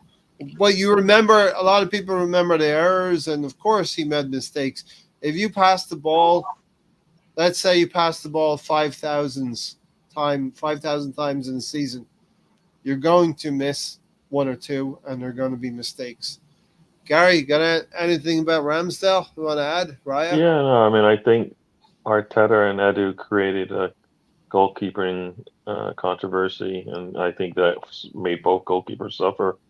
Rare, since he got most of the start, you saw a lot of his mistakes. I think part of that was created by the fact that he had two goalkeepers that probably were looking over their shoulders. I think that's kind of how I felt like that whole situation went, and that's why Raya didn't feel comfortable with seeing him now. He's probably more confident that, I can get the job done. And it wasn't as if he didn't come in with huge accolades anyways, right? He wasn't a poor keeper in the Premier League, right? He just probably falling out with a team or whatever. So, the way he performed last season, I think we're seeing a different goalkeeper now. So either he's improved or he's just back to form. Take it for whatever you want. That's what you're getting. So, I mean, for me, the key thing in all of this is if you can replace your goalkeeper every season to get better, why can't you do that on your attacking side? Yes. Why can't the process and the plan B would do the same thing on that side as well, right? They brought in Marquinhos, Zombie, and Tavares, right? And they replaced them just like that, right? Fabio Vieira, just like that, right? They haven't replaced Fabio Vieira essentially. I guess maybe they have now, but they haven't done that. And the defensive side, they just replace them, right? And they improve it every time. On the attacking side, we've had Eddie, we've had Emil Sufro, we had Nelson. Yes, they are academy players, and maybe there was some kind of loyalty to them, but you hurt their careers a little bit because either you're going to play them or they're going to just stunt their growth on your bench. So you're not doing them any favors by keeping them, putting a lot of pressure on their shoulders. Here's a number 10, here's a number 14. Agreed. You can only have one Saka, and we already had him at that point, right? Saka came in, got his start with Emery. Emery got him involved, and then he just flourished since then. If you're looking at how this thing works, you don't get to sackers in a window of time, in a window of academy prospects that come through the door. So you got to go, okay, I think we got a sacker. So do we have anything next? Do we have any role players or anything? What do we have? If you don't, then you just move on. They went 2-3 years, I think, without letting those players go. But then the young players got screwed over because of it, right? Your Balligans, your Cheetos, and your Bariffs, they never got that opportunity. And who knows if they're going to pan out to be quality players, either coming off your bench or even being starters for you, because you then went down the money route for them and let them go because money was an issue and you either wanted it or you didn't want to pay it. So I kind of felt like when it comes to the attacking side, I think their model is totally different than the defensive side, right? That's what I'm seeing. So I think that's kind of I don't like how they go back and forth. Like I think Arteta being more of a defensive player, or being a defensive player, right? He's going to make sure the defense is strong. Going through, it's what he's doing. He's ruthless with the defenders, right? But on the attacking side, he's on the attacking side, he's loyal to them to a fault, right? Yeah. To a fault, he's loyal to them. Martinelli I don't get it. Especially. It's like you don't pay as much attention to the attackers, or else you would be letting them go. Because on the defensive side, he immediately makes changes. Like he subs you in and pulls you out, right? He hasn't. When's the last time he did something like that on the attacking side? Brought somebody in and then, oh my gosh, I screwed up here. I'm gonna fix this immediately. No, I just feel like the attention to the back is not the same on the front. Do you know what the answer to that question, Gary? I was thinking it, and I've been thinking it a while. And Rule, as must be reading my brain, it says Arteta follows the old saying, and that's a lot of managers, Ferguson, a lot of managers, that you win the leagues by building a defence. And I'm not saying that's right or wrong, but I definitely believe that from what I can see. Yeah, but we don't have a striker that scored. I'm just saying, I'm not disagreeing with you. I'm just saying Mikel Arteta is. His philosophy, from what I can see, is he believes exactly what Rule is saying, and what he's shown me, that he believes that in order for us to conquer and win the league and beyond, it starts with a defense, not the attack, in his eyes. You can't win games 0-0. So at some point, I agree. Think about what City did, right? City. No. Think about what City did, right? They won without strikers, right? And then they needed to get across a particular line. They needed to get a particular threshold, right? And what did they do? They went out and got the best striker they could find to get him over the hurdle, right? What did they do? They finished. Big philosophy in a lot of camps that you win by having a strong. We saw. No. I get that, but at some point you got to score a goal to win. You can't win just because you don't give up a goal doesn't mean you win the game. And we've dropped points because we can't score. This league is right? about scoring Like everybody goes back to the Villa game, but we dropped points in Newcastle. We dropped points against Fulham in the first game, Villa. right? Because we couldn't score. West We Ham. dropped points because we couldn't score against Fulham in the second game. West Ham in the first game. Our defense is strong, yes, but at some point the offense has to carry some burden as well on the success of the squad, right? Yeah. So for me, it's got to go both ways. Yeah, they don't have to be as good as the defense, but when Fulham gets a chance and scores on us, guess what? We should have players on our side that demonstrate the same sort of urgency and clinicalness in their striking to get the job done as well, right? And we haven't had that. Like we're still missing that. Gary. Yeah, we've seen that with City. They will concede goals, but they will score goals as well. They'll win a game 4-2. Arsenal don't tend to win games 4-2 or 4-3. Yeah. And you know what? We should be in a position. Like the only reason why, like think about it, in the Villa game, right? The only reason why that game opened up is because the defense was struggling and giving away opportunities. And I have a feeling that Villa thought, well, we can steal this one, right? We can get this one, like steal it at home, right? They're at home and they're going to steal a win. And when they did that, guess what? Trossard came in and said, sorry, you took your chances, you missed. Guess what? In this league, if you don't take your chances, you get punished. Definitely. Steven's talking about David Raya. I'm not talking about just poor passes. I'm talking about poor positioning, poor communication, poor choices, and poor shot stopping. He was all over the place last season. It's not easy to adapt to a defense that has been in place for a couple of seasons and to command that defense and be perfect, passing out from the back. Man won the Golden Glove. He won the Golden Glove. I mean, technically right now we've got the best keeper in the league. No one else won the Golden Glove. He did. Yeah. So if he did make all of those mistakes that you're talking about, that you pointed out, that means that other goalkeepers behind him made worse. Still makes him the best. I know why he made the mistakes. Because it's because we are in the know here. Zinchenko was our left back. I mean, if you get a gold glove when Zinchenko is your left back, that's an accomplishment. That is an accomplishment. You know what? It wasn't all in Zinchenko. Let's just say that. I mean, yes, Raya had a lot of fault in how things went as well. Yeah. So as much as you can blame it on one side of the pitch, but nah, he was missing. He wasn't able to stop shot block on the right hand side as well, and it had nothing to do with Ben White.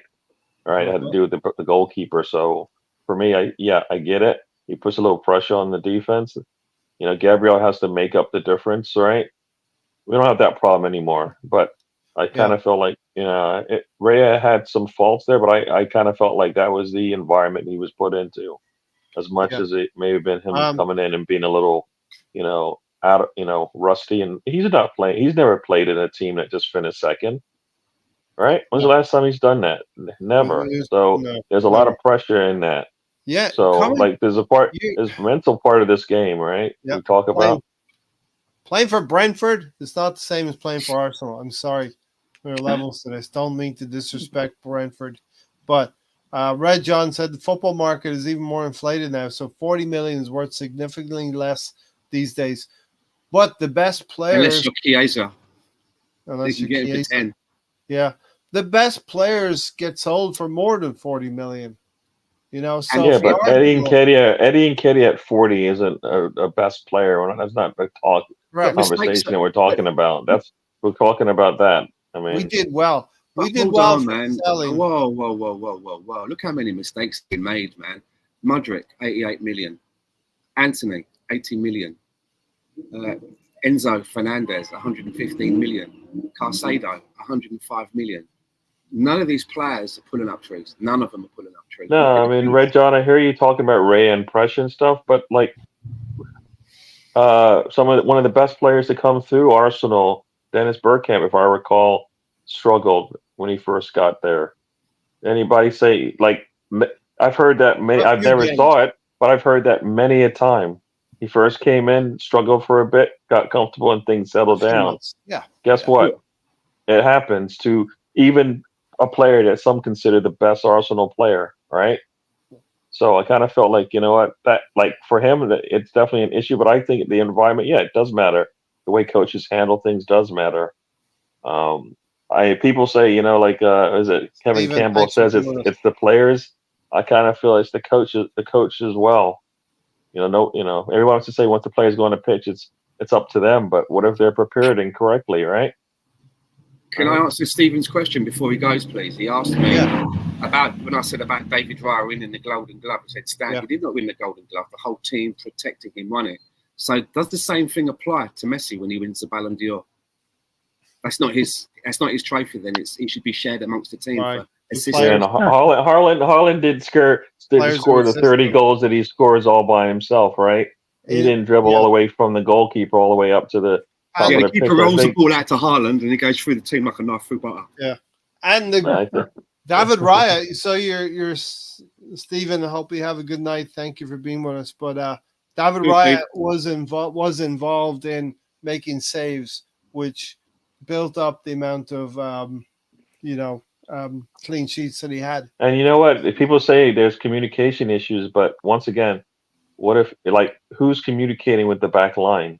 It's the goalkeeper, right?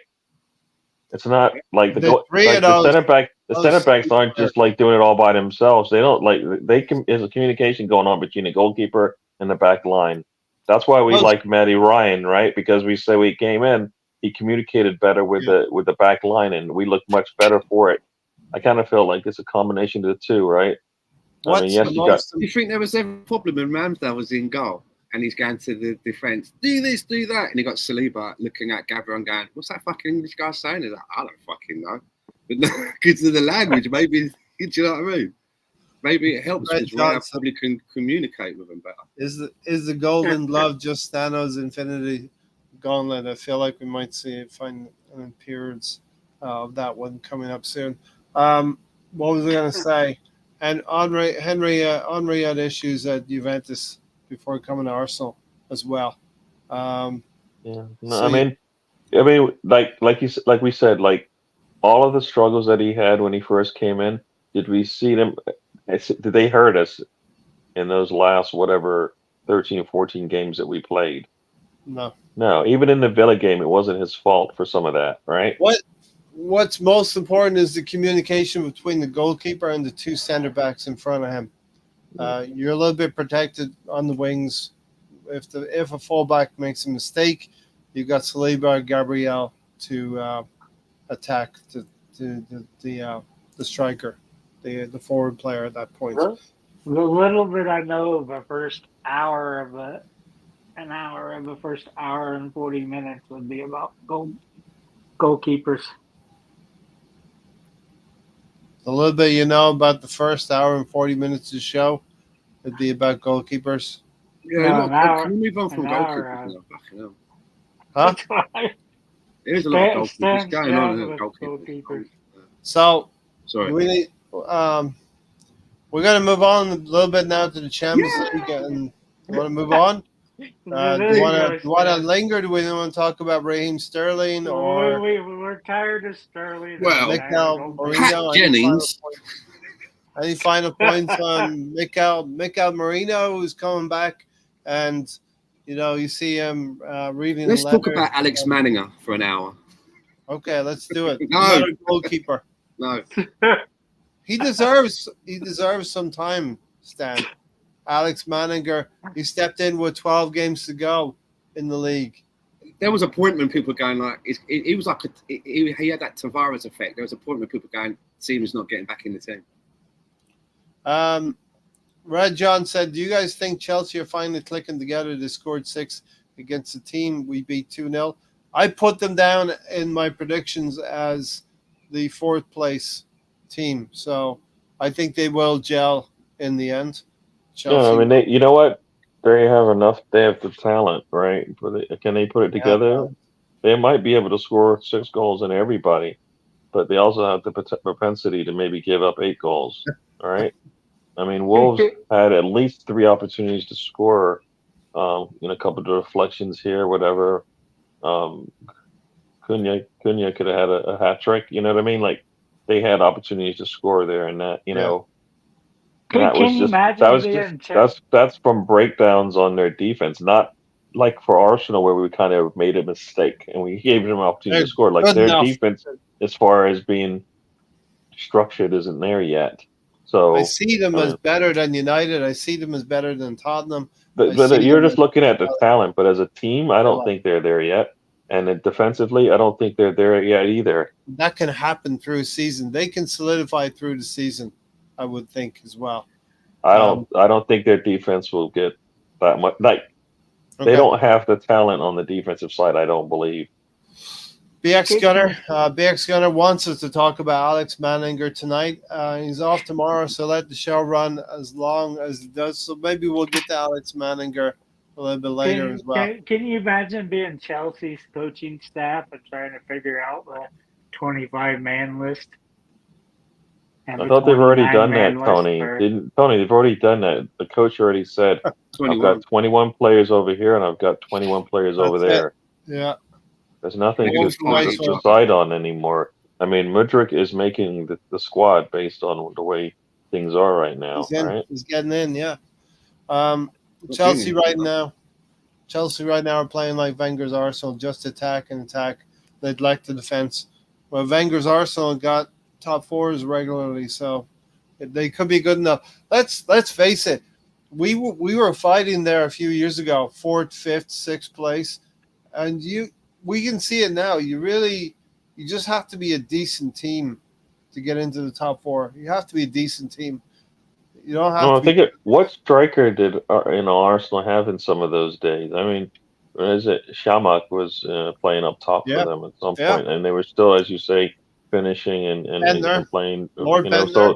so they had, so they didn't, and then when Robert Van Persie went in there, they had a chance, but no, they like, yes, it works. Yes, it can win you championships having a strong defense.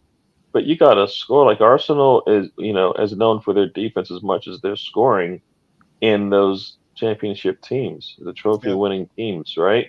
You look at it and you don't go, it was only defense, right?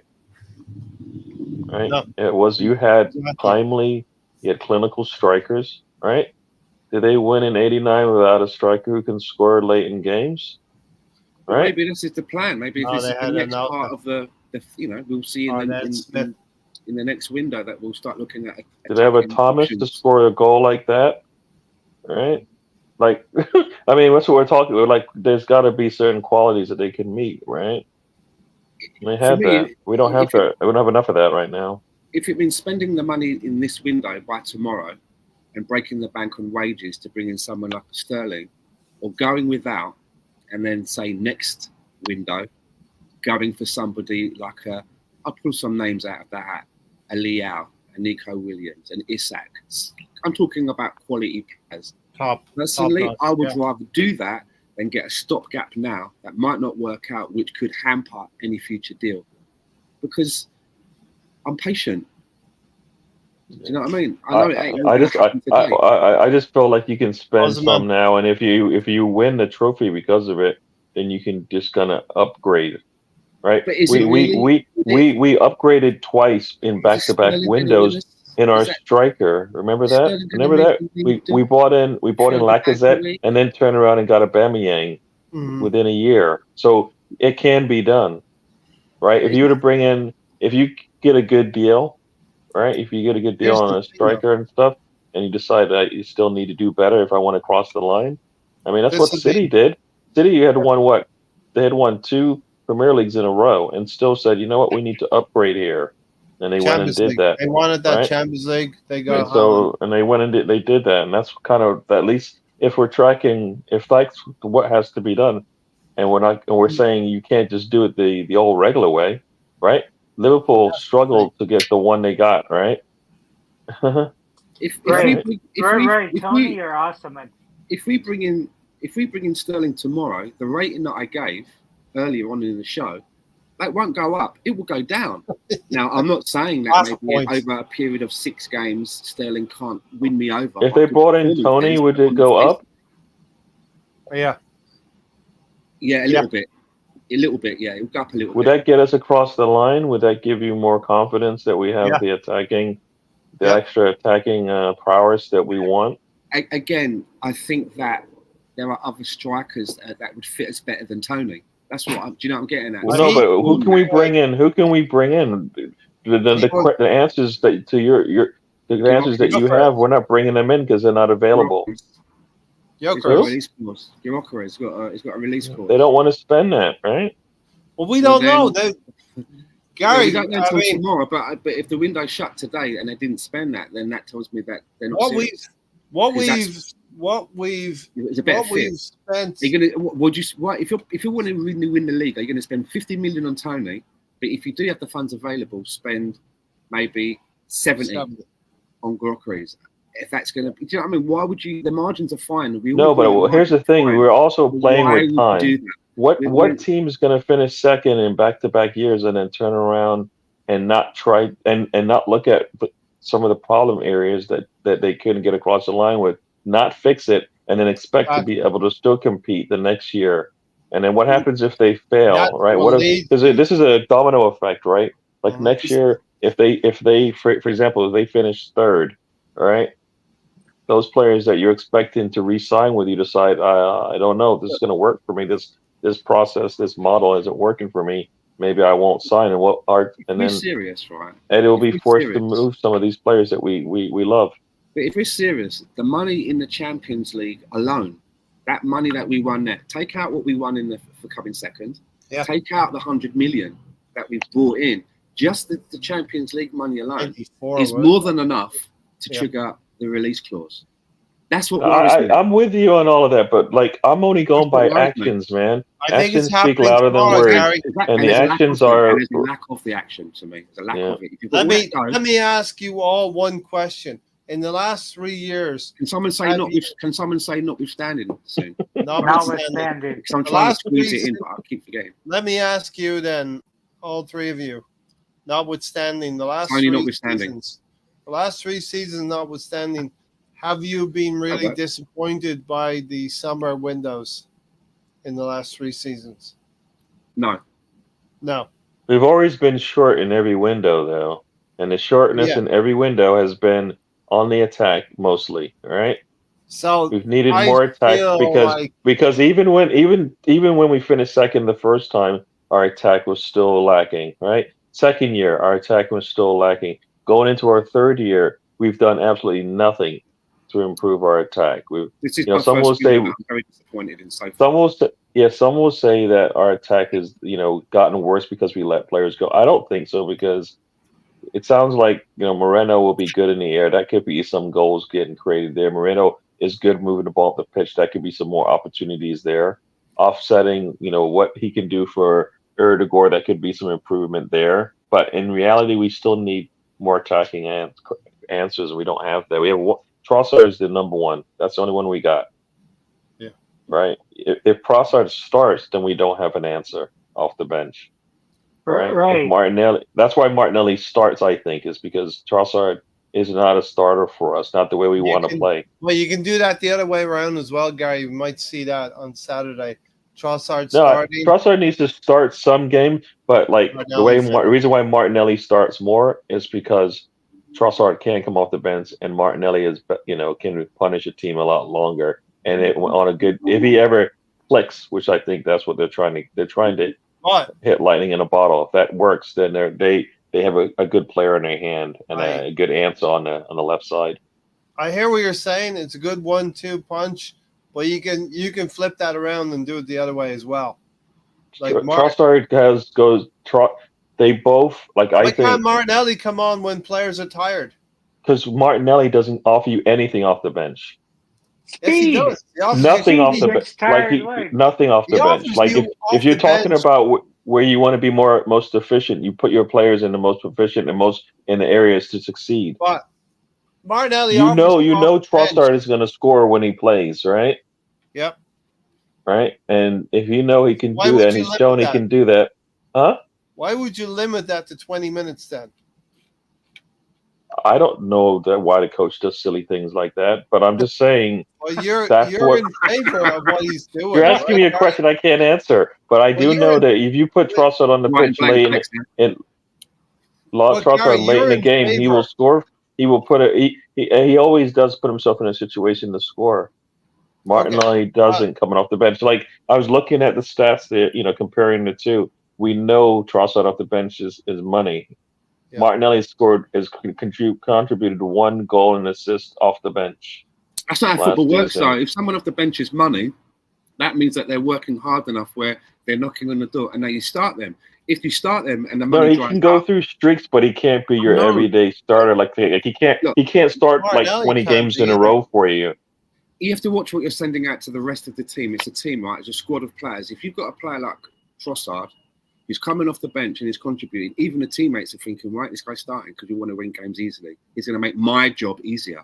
And if that doesn't happen, young players coming in think, well, there's no pathway here. Now, Trossard has earned the right to start. And Martinelli, whether you think he can do it off the bench or not, he's going to have to learn that he has to, because he has to fight for his place in the team. And if Trossard is keeping him out and Martinelli's coming off the bench, it's now down to Martinelli to see if he's got the minerals to do something off the bench, to scratch his way back into the starting place, so that because he wears a number 11 shirt and that's a first team number, he has to earn the right to keep that. And if he can't do it off the bench, then he has, again, what I said earlier, much as I love Martinelli, if we can sell him and get an upgrade, I'm all down for that, because that's what I'm about, not sentiment. Yeah. I get what you're saying. Gary, you want to start Martinelli and tire defenders out so that Trossard can technically. You're going to rotate your players, right? Uh-huh. So Trossard will get starts, all right? Yeah. He's And earned that's it, right? what, like right now, Martinelli sucks, right? He sucks right now. Trossard's coming in to maybe What? one to spell Let me him, ask you a question. right? So why should we play with a player that sucks? Why are we playing with 10 men? He's in bad form right now, but Arteta sees something in him, right? And that's why he keeps pushing him back out there. But Gary, isn't there a better way to ignite Martinelli? Bring him on for 20 minutes when he's fresh against the fullback who's been playing 70 minutes.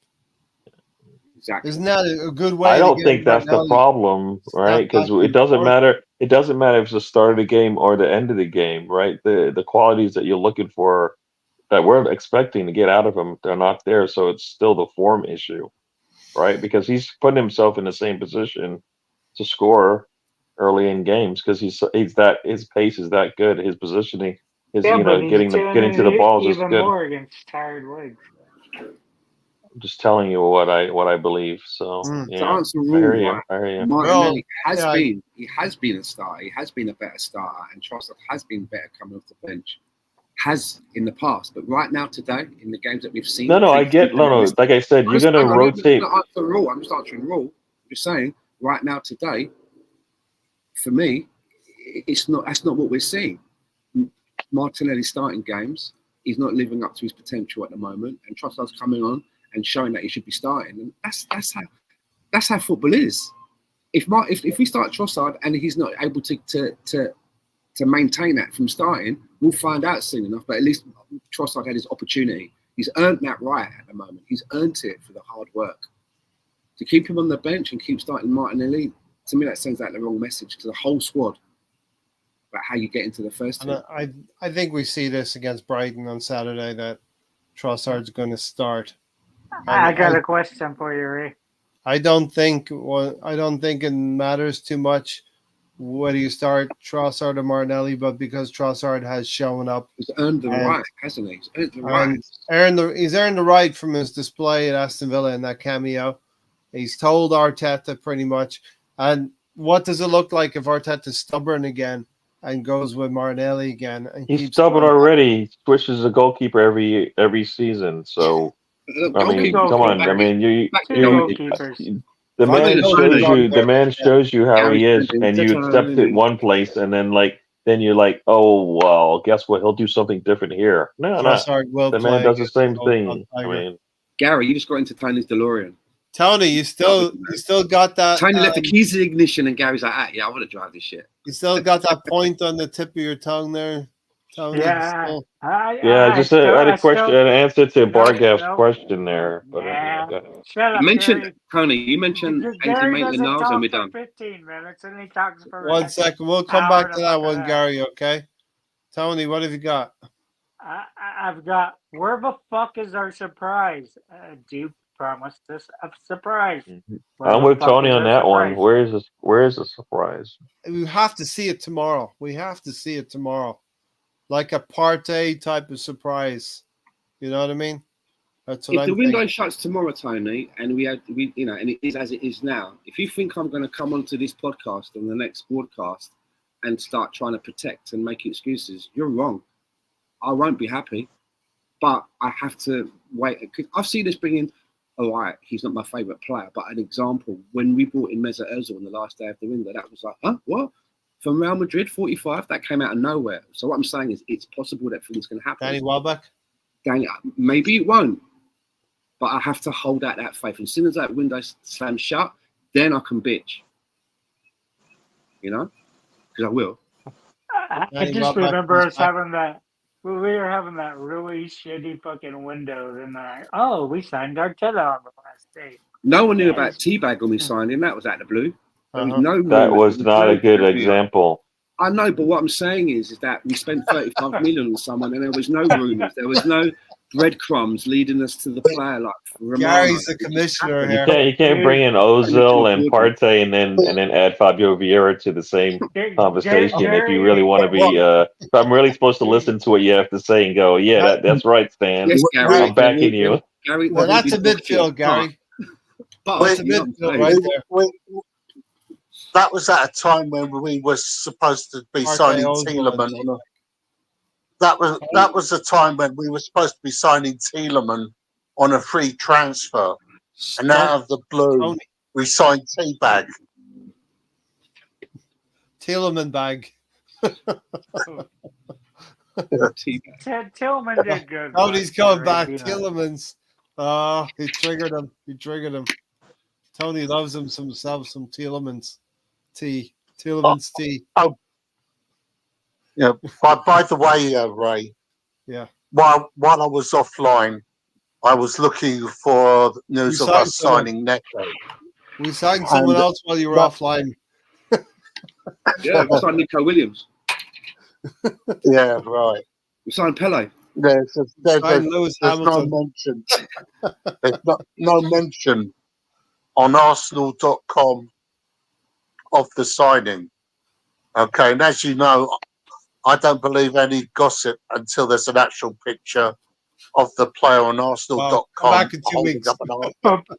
49 days later. Come back in 2 weeks. That's when we do our PR.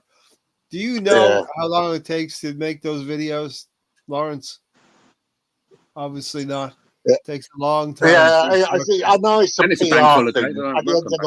At the end of the day, it's a PR thing. That's production. You know, so and someone also said it's a ploy to get fans to buy season tickets. Shirts. And shirts. They're going to do a double announcement tomorrow, right? They're going to do a double announcement tomorrow when we sign Maradona. It'll be double announcement. Gary, did you want to respond to Bargov? Is that what you mentioned a little while ago? Yeah. All right. Is it too late?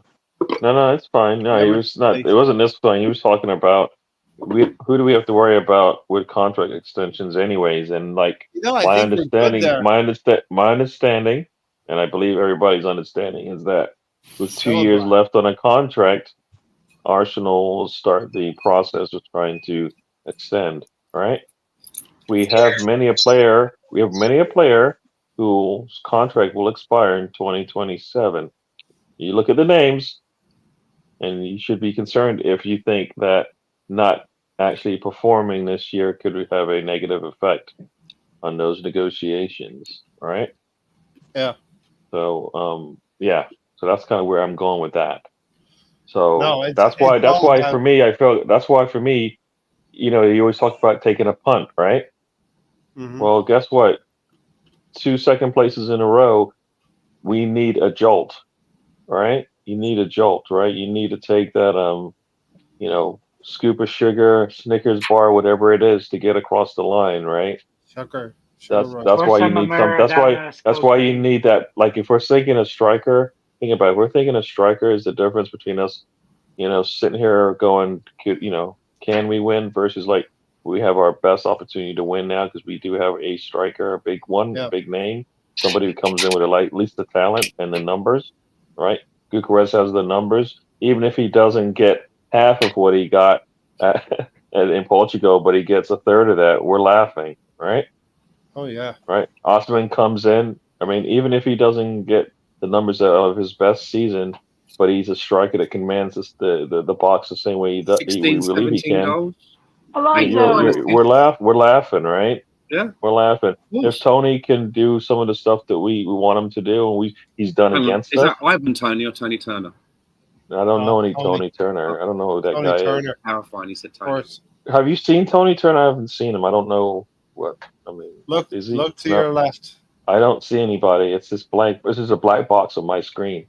Is there somebody there? You just need to look to your left. I don't see him. I don't see him. In the box beside you. I don't see him. Tony knows. Tony knows I'm kidding, man. He knows I'm kidding. I've been nice to you. A boxer right now, Gary. Tony, take note that I've been nice to you, so don't change your peacock. 55 minutes. Surprise! I just feel we need a jolt, and that jolt's going to come from a big signing, like a Partey or a Aubameyang kind of signing, Yeah. If Edu turned up at Barcelona tomorrow with say 60 million euros in a bag, he could walk away with Rafinha or Ferran Torres if he really wanted to. Because I knew you were going to say Ferran Torres. I love him because he can play in 3 positions. He can play across the middle, But Barcelona right now, they've signed Dani Olmo, and they can't register him yet until they make a move. So they're desperate. No, I think they've gotten past that now. If I recall, they have another player that actually decided to go elsewhere because they haven't been able to sell it or fix their books. So I think he actually played in the last game, if I saw that correctly.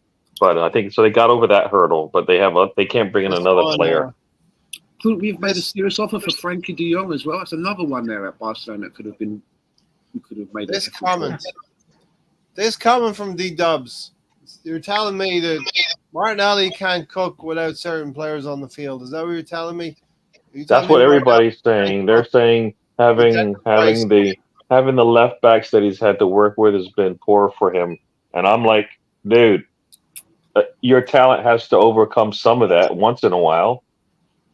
At some point, yes, but it might make it easier. I mean, Saka, to me, doesn't always have to depend on Ben White and Erdegaard to support him, right? He does some of that stuff all by himself. Yeah. Then I heard his backup. Buyout clause. There you go. 16 goals from Trossard. Second most on my team. What was it? D-Dub says, Trossard is the best player. Maybe the most efficient player at the club right now. Maybe not the best player, but the most efficient club. 0.54 goals a game per 90, right? Yeah. Doing well. So that basically means 20 goals. I think he could get 25 if he started every game.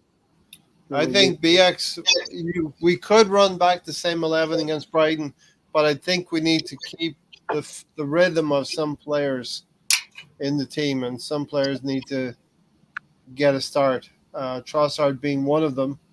I think I looked at the bench, and here's the thing: you look at the bench last against Aston Villa, wasn't really inspiring. We had Ramsdale, Kivior, Calafiori, Zinchenko, Jorginho, Waneri. This is a player we're talking about where, 5 players have gone and we've only signed 3. Well, and Worry could be one of those to make up the difference. We're forgetting about him. The 3 of a bench were left. Trossard, Nelson, and Nketiah were the last 3 on the bench. Did you catch that, Ray? You have 3 left backs on your 3 bench. left backs on the bench, yeah. And we have a Kivior, Zinchenko, and one other, right? Timber, was it? Or Calafiori? Because Timber started. Yeah. Tierney, it's just how many left backs do you? Steven said, and he's back. Steven's back. As much as I love Trossard, that goal was very lucky indeed. Needing lucky bounce to him in the entire second half. Our right side received only 5 passes. That's a huge problem. 1 each to Rice and Martinelli. Yeah, well, Stephen, you by your play, you make defenders make mistakes, and the ball ricocheted. The ball came back to Trossard, but Trossard had the quality to be able to steer that into the corner as well, and that's a wins games for you. Every Premier League game, the quality of the players are going to tell in the end. Now think about it. In the first game of the season, the ball is given to Havertz in what should be a striker's position, where he should be able to put that on target and score. He doesn't. That's the brace that he should have had. He didn't. Yeah. I mean that's, and then we're talking about Trossard, who comes in, his first touch is that goal. It was luck involved, but there is also the clinical, his clinical talents that also put that ball right where it needed to go, right? Yeah. I mean, that's the quick thinking that you want. I mean, that's why you sit there and go, you players have to be prepared for that ball to show up at any time and shoot. The best ones do, and he did that. He didn't know where that ball was going to bounce, but he was prepared for it, right? It's no coincidence he comes in and we score 2 quick goals. BX kind of said, if no attackers brought in tomorrow, we're not winning the league. Better to concentrate on the other competitions. I think there's some elements of truth to that when you look at our forward players. it does need a little bit of revitalizing. 2 hours in, we haven't mentioned the Champions League besides. No. Well, that's because, I know, like, some of us will want to be going soon, so we will get to that. But yeah, the quote from Edu was let's get to the Champions League. Tony, kick it off for us. And welcome, Alonso. If I haven't said that already, welcome to the show. Big up all the Gooners. We got a striker yet? Check in tomorrow. Is that Moss? No, it's probably not Moss. A Gooner Matata. PSG, big hits there. PSG. Can you imagine them getting that paper? They're like, fuck, we sold their best player. Now we have to go through a gauntlet. It's 3:41 a.m. Still no striker. I'm off to bed. Wake up in the morning, you might see some. Lie in the morning, you might see some news. Get up in the morning and take a look under the tree. You might find a little present wrapped up for thee. Check under the tree. You can take a few hours off of the internet, and we can have another goalkeeper. Red John said we should have sold Martinelli. If he flops again, he has zero value on the market. I don't think he's going to lose his value. I remember somebody saying we should have sell him for $50 million. Who said that, right? It was you, wasn't it? I've been pretty correct on it because he hasn't done shit since I said that. You say a lot of things, so at some point you're correct about all of them. At some point, yeah. Come on, Ray. I got both predictions. See, the thing is with Martinelli. Running. Yeah. We got him. Before he came to Arsenal. Martinelli for a minute or two, and then we'll wrap it up. Where he was playing before, he was playing in the lower leagues in Brazil. He's a diamond in the rough.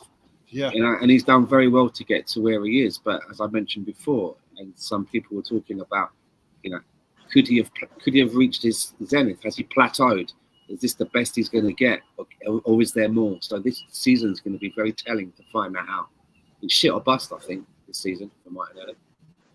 He can't have another season like he did last season. Yeah, this is definitely his make or break season. All right. What's your thoughts on the new? This is a perfect segue. Let's get into it. Alonso, what are your thoughts on the new Champions League layout? I think we got an easy way out of it. I think that, this is our best chance, though I don't really agree with the new format. I think it's kind of like Super League-esque, where you have just 4, pods of groups, and instead of 8, I believe. So, it's just kind of, I guess, way things are going now with European football. You're seeing the big clubs, and then you're seeing little church clubs all mixed into one group or 4 groups. And so, yeah, I mean, if it's just a best chance, I think we get the most easiest route to go through the knockout stages. It's just more teams involved, I guess, and I think this is our best chance to actually do well in this tournament. So yeah, I mean, I know a lot of people will agree with what I'm trying to say. Is like, I'm a fan of don't if it ain't broken, don't fix it kind of thing. Where it was okay, they said it was okay the first time. So what are they trying to accomplish in getting more teams involved? So yeah, I mean, I think I like our draw. I like where we're at as far as teams go, our clubs that are in our group. PSG really isn't a threat like they once were. I think they're just there. But yeah, I think I favor our group. I favor us going far with the groups that we're in.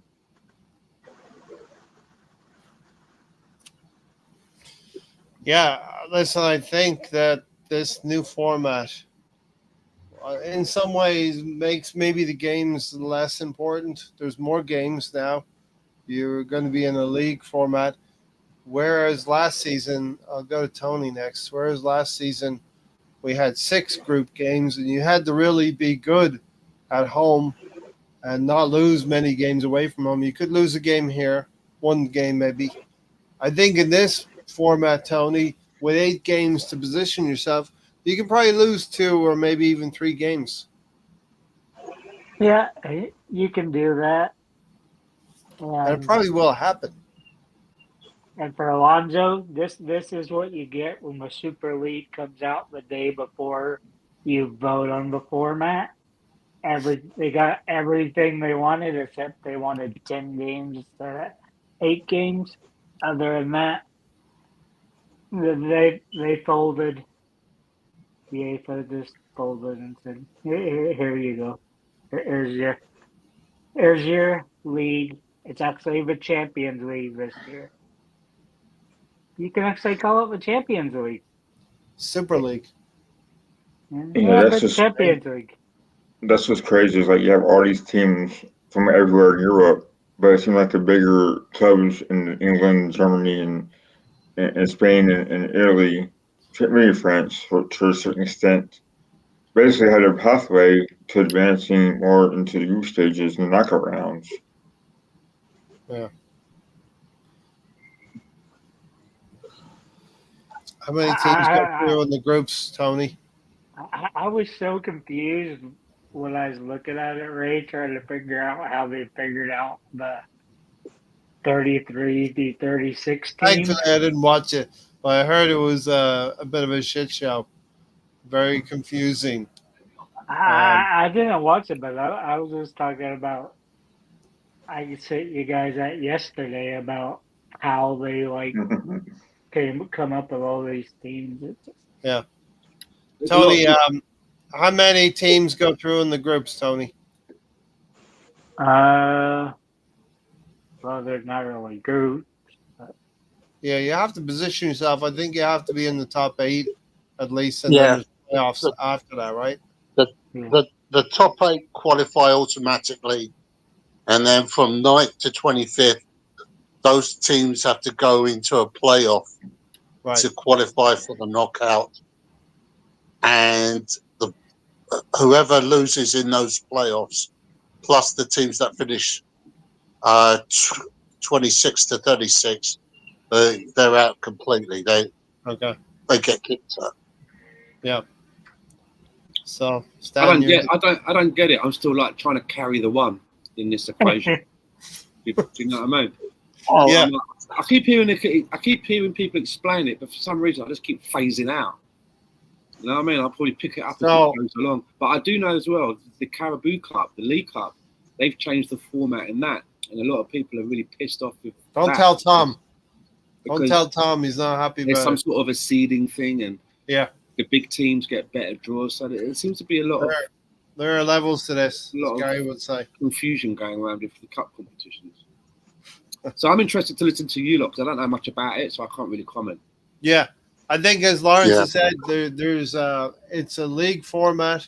There's going to be 36 places in the league, and if top you finish in the top 8, Super League, then isn't it? It's a Super League. If you finish in the top 8, you go in, and I think so. That'll be 8 teams, and then there's going to be 16 more teams. The next 16 teams will play off for the other 8 positions. So basically, you go into a last 16 for the knockout. Stan, it wasn't a coincidence they announced the Super League a day before this new Champions League format vote. Yeah, we can win the Champions League too if we bring in a Saka backup and another centre forward option. For now, we'll just win the league this season, the Arsenal Premier League champs. And tomorrow, this is why time is precious, right? This is why time is precious for Arsenal. Tomorrow, we have a last opportunity to do something with our squad to fortify it and build it up and maybe go and get a really good striker that could take us further than quarterfinal in the Champions League that we did last season. Because against Bayern Munich, we were nervous in that game at home against Bayern Munich. The nerves got to us in some away games, yes. What was that first away game? Was it Porto? What was that game? Was it we were nervous. Game? Yeah, man. The players have really. Declan Rice got booked in a few minutes. We need. Tony is trying to get some kind of thing happening. I'm trying to get my fireworks going. Not a lot of work. Ray. Yeah. Also, do you know that some of the Champions League games are going to be played on a Thursday? Great. We'll be here. We'll be here on the Thursday night talking about it. We have to start later then. No, the games will be over by then, right? Yeah, it's right. Lunchtime my time. Yeah. It's a 4-pot off 10 to shit 3 season from now. Cut out the shit because financial fair play is stopping teams stay with the top boys split into one league left as Champions League. Okay. Champions League new format equals cheese grab by UEFA. God help us. If we don't make top 8 in the first round, we need 2 extra games like we need to re-sign Ozil. But yeah, I think that's the need for more games. If you go into that playoff, and that's probably going to be important to be in that top 8 and manage your games early in the Champions League as well. It's one big group of 36 teams with 4 subgroups of 9. The top 8 gets top seed, and teams finishing from 9th to 24th, which I believe is the next 16. Well, think about it. Remember how 2 extra games. And for those teams that don't qualify, don't get the first, the automatic, the automatic bye, whatever you want to call it. So now you need a deeper squad. So the deeper squads and the better squads, like if you finish in the top 8, you have the upper edge. If you have a deeper squad, then you may be all right to make it play those extra 2 games. But how many teams are that good to be able to play those 2 extra games and then turn around and play one of the top 8 teams? All right, it's going to be tough. So. Tiger and Gunnar to not have to play those extra games, top 8, finish your league, finish your 8 games being in the top 8. I think if you win 4 and you only drop 2 points, you drop points in the other 4 games. I think you have it. You definitely in. I'd say 4 wins and 2 draws would do it. 14 points would be enough. I tell you what, though, I would take finishing second in the league and winning the Champions League this season. I'd take that because we just need to win that. By winning the Champions League, it allows us, banter-wise, to enter into so many more conversations that we can't. We join a very unique table. We can come and sit at the table. We can get a real fucking striker. It's like when you win golf at St Andrews and you get the green blazer. We need that green blazer. Yeah. Listen, I think the club tomorrow will show some kind of ambition of the club tomorrow as well. Oh, before we go as well, what's the thoughts on the next match? Brighton. Well, we kind of talked about it a little bit, didn't we? Martinelli's got to go back to the bench. Trossard has earned the starting place. For me, that's pretty much the only change I would make. Maybe Calafiori could start as well on Saturday. Now we can go play at the beach. That's what he can do. What about Timber? Timber can be from the bench as well, in my opinion. Nope. Disagree. You like Timber over Calafiori? Why Calafiori over Timber? What's giving you that? What for rhythm, I would just like to give him minutes. I don't have. For me, I'd like to see more of Calafiori. So I can weigh them up against each other. You know what I mean? Timber. I don't think he's a get what he wants out of a left back with Calafiori. He's a get out with Timber because he can do offense and defense. This is where our bias is leaning in a little bit. We'll see. Let competition play out. You know what I mean? So we're just getting rid of Timber now.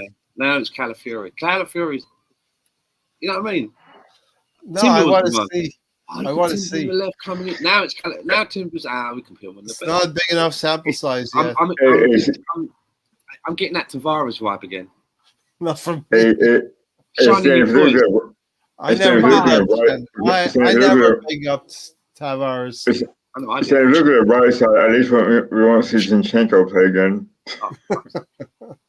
00/X. The format may seem easier, but I can see teams going all out, especially in the first few games, because you'd want to be in one of the top 8 teams who don't need to play those 2 extra games to qualify. Yeah, Definitely. Kieran Tierney's still an Arsenal player. The opening, yeah, he is. And I think Mikel Merino asked him about Arsenal as well. So the connection from Merino. He's not going to be on the list of 25, right?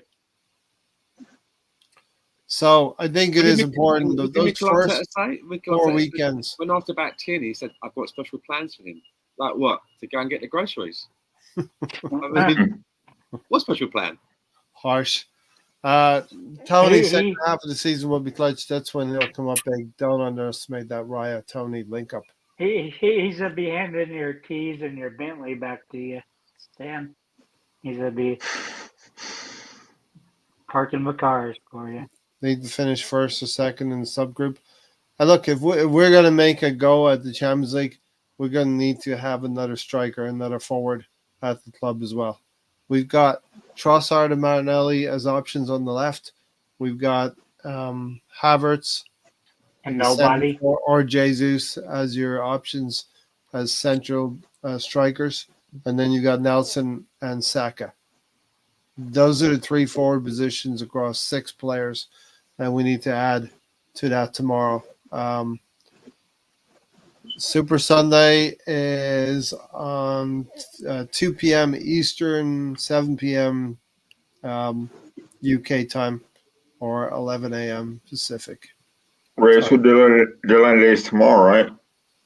What's that? Deadline day is tomorrow. The window shuts tomorrow.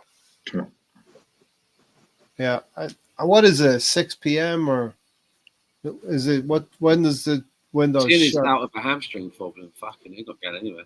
Just I'm pretty sure it's 6. He's not bumped his toe. He's got a hamstring problem. That's talked about. Coleman, that Bayern player doesn't have the issues that Tierney has. In the UK, when the strike, when it hits midnight, the window's closed, right? Nice one, Tiger. Yeah, and Gary will be again. We're 2 games in. Yes, 6 points, but man, shocking. I feel like we've been comfortable in the 2 games that we played.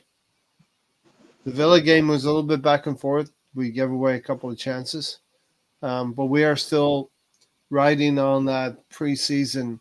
We're not 100% yet. Tierney is injured, so he cannot be sold. Yeah, well, think about it. We played Wolves at home, scored 2 goals. Yep. Chelsea scored 6 on the road. So Chelsea are better than us. You think they would show up for their home game and play? Yeah. I just think we didn't take advantage of a team that we should have. That's the big difference. But we're also not. Maybe we're not as fit as Chelsea are right now. Maybe the preseason has been slightly different. No, we're not. You can't make that excuse. All teams are playing. It's not an excuse. You just made one. You just said you just made an excuse, and I'm saying they can't be it. How could Chelsea be more fit? They don't have enough equipment for everybody to use. Tony, every club does not prepare equally. The fitness levels are not always equal at every club. There's a big line to get on Gary's bike. The season started August 17th. Every team has different fitness levels. You have 6. What are you talking about Chelsea for? Yeah. Because of Wolves. That's why we're talking about Chelsea. Arsenal played Wolves, and Chelsea played Wolves, and there was different outcomes. Ray was about ready to blame me. Bad Ray. I'll work out what the GB time is. Yeah, it's 7 p.m. UK time. We ain't winning no Champions League or Premier League. Listen, we'll come back at the end of the season. We'll see. Hopefully, you come back throughout the season. 3 more injuries. What do we do? Well, you could say that at any club.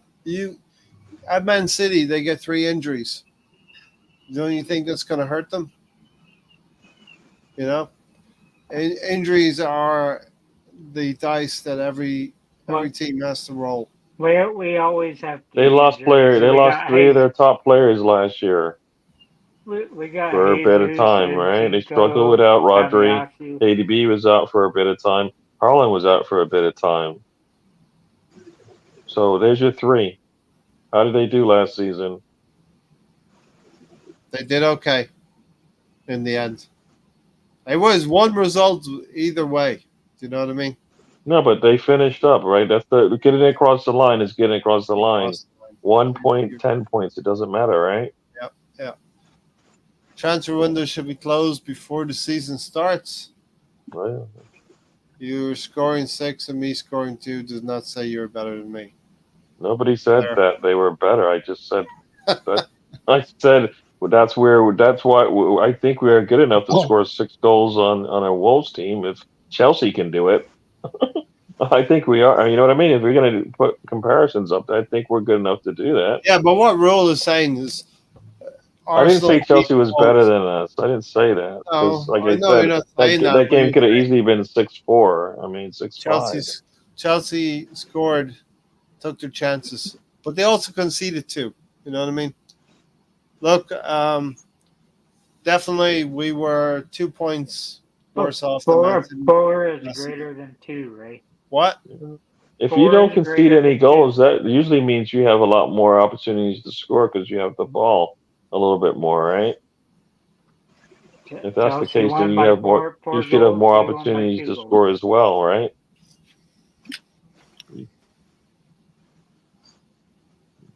2-0 versus Wolves, but it wasn't why we don't have a striker. Yeah. Look, we'll see what happens tomorrow. Tomorrow's a big day for Arsenal. It will demonstrate their intent toward a Champions League specifically. In the Premier League, there you go, Tony. You got it. In the Premier League, fireworks. in the Premier League, we have scored a lot of goals last season by committee. Are we going to continue to do that this season by committee? We'll see what happens. If we go out and get a premium striker, a premium forward, that will demonstrate intent in the Champions League. Because, as Gary said, you can't go into the latter stage to the Champions League without being able to score goals. We have the defense in pretty good shape. Gunnar Matata said 3 goals or more every game, 114 points. There you go. He's called it. It's easy. It sounds easy. You go out every game, you win every game, you get 114 points, and that's it. Gunnar Matata, I hope you're with us next time as well. It's good chat. Big up all of you and chat. We'll see what happens tomorrow. Arsenal are going to – I feel confident that they're going to do something. They're going to pull a rabbit out of the hat. And there will be get our surprise, right? Get your Christmas tree decorated for tomorrow. You wake up tomorrow morning and see what's underneath it. We should sign Cristiano Ronaldo for 1 season so we can find a proper striker next season. We did that with the goalkeeper. We have the Cristiano Ronaldo as our goalkeeper, Pedro Neto. 2 attackers and 1 midfielder. So 35-year-old. Our backup goalkeeper is equivalent of Ronaldo, even at 34, 35, whatever. Nah. Right. You. Yeah, Lawrence. On Arsenal.com of it. What? There's no mention of it on Arsenal.com. We'll come back to you in 2 weeks. In 2 weeks from now, we'll have that news that we all know tomorrow, Lawrence. Lawrence, when are you going to start believing, Lawrence? I'm a realist, Ray. You know that. I don't believe any shit that's posted on Facebook and other social media platforms. And as I keep saying, I only believe it when there's a picture of the player sitting in the middle with Arteta and Edu either side, and he's signing the contract and holding up a shirt with his name on the back of it. Lawrence, you've only got one more sleep. All these dickheads that superimpose players' heads on an Arsenal shirt just to get clicks need to get a life. Lawrence, you've only got one more sleep. By the time you wake up tomorrow, you'll be either right or wrong. And if Right. and I'm with what 0-0 slice X said. Nothing new is going to happen on deadline day. I still believe we'll have a very good league campaign, but that's about it. Hoping they prove me wrong and get a great signing, and that's how I feel. But I'm keeping it inside. But if when I wake up tomorrow morning, the window will be shut, and if nothing's happened, I'm going to be very deflated because we haven't done enough. However, if I wake up tomorrow morning and something's happened, and I'll see what it is. But it's not over yet. It's not over yet. It's not over yet. Well, we shall see tomorrow.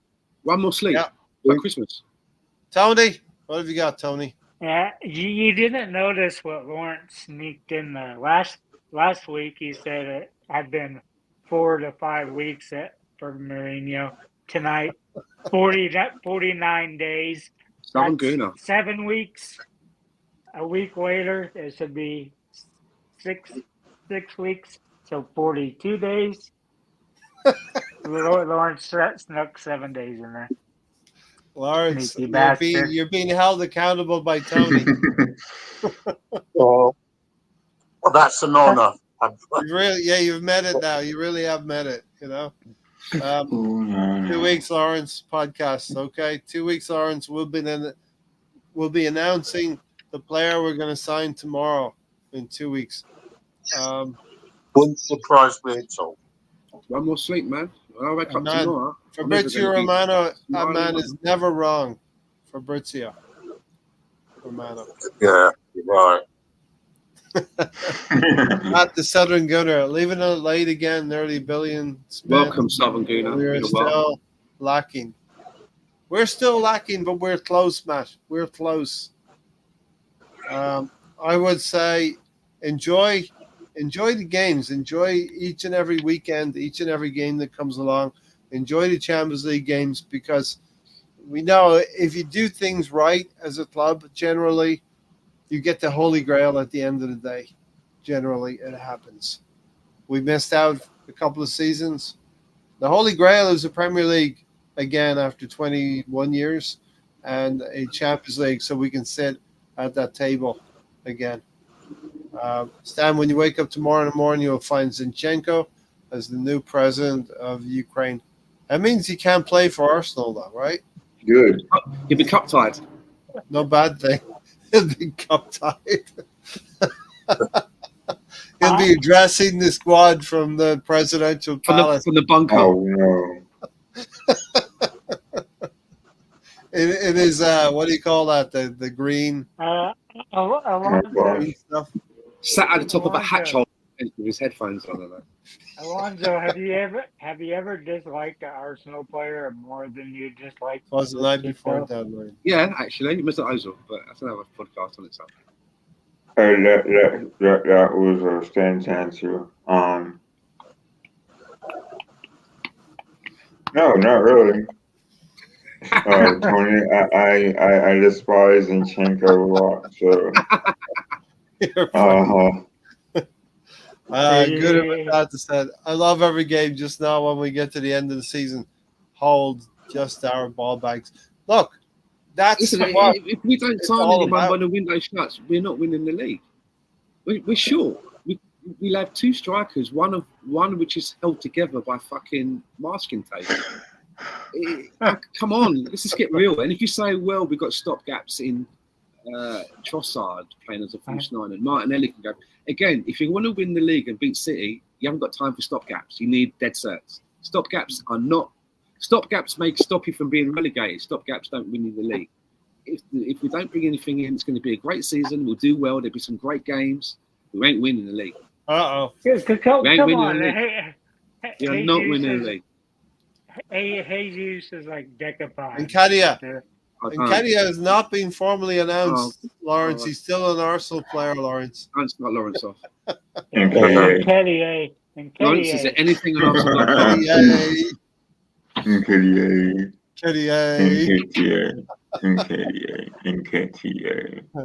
All right, I'm not gonna go down the house, but I'm gonna offer you an opportunity. We have Mbemorang, we have Nketiah.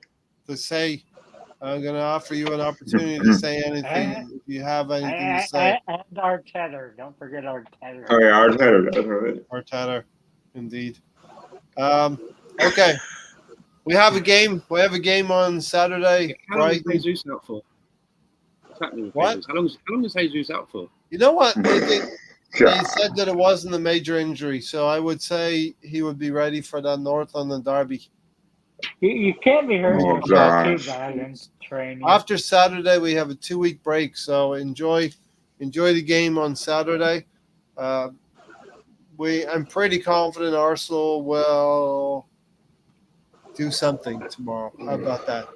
The level of how happy we are with what Arsenal do tomorrow will be different for many people, I believe, but we'll see what happens. You know what I mean? Tony, got anything to say? I still thought Stan was talking about Diaby earlier in the podcast when he was going on about the players' injuries. Abu Dhabi. He was so good. He just fucking fell apart. He was a good player. His best games were really good. He was not consistent though. You know what I mean? Alonso. It's hard to be when you have like 26 injuries. Alonso, was Martin Truex driving earlier, or you were at work? He drives Sunday at night, really. Okay. Not today, not tomorrow. All right. Saturday, yes. Thanks for joining us, Alonso. Anything to say? Yeah, I mean, I just hope that we get rid of players that we need to go, like Zinchenko and Jesus. I hope we get players that want to come here. Like we've been linked to players already. And when they do come, I hope that they understand that we have objectives, and one of those objectives is to win the league.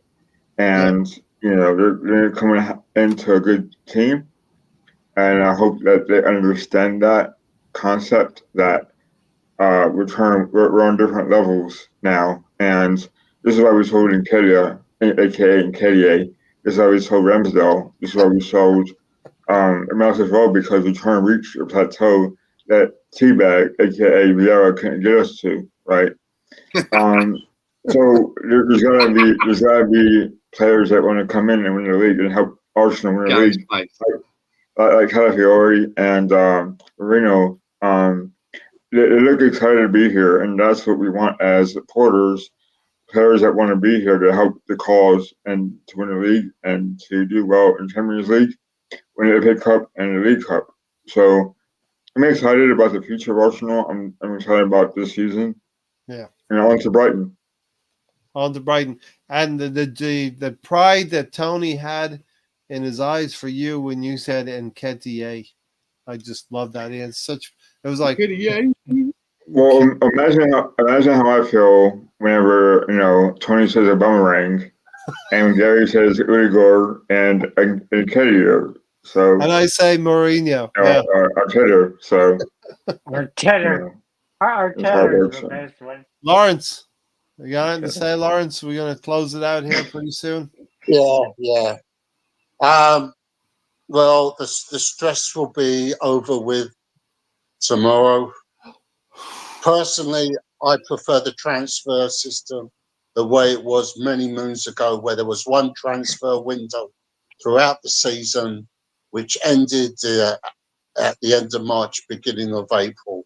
All this bullshit about summer, winter transfer windows is a joke. It's just too much stress. No business is ever done in January whatsoever by the clubs. And I could do without the stress during the summer. Summer's supposed to relax. You are but we move forwards now, get 3 points against Brighton, be top of the league where we belong, and come on, you Gunners. On Sunday, everything will be so much better. On Sunday, we'll have 3 wins on the bounce. We'll have a shiny new toy underneath the tree, It'll be great. It'll be great.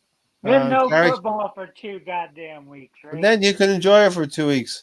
Gary, got anything else to add? Thanks for being here. No, the window will be open.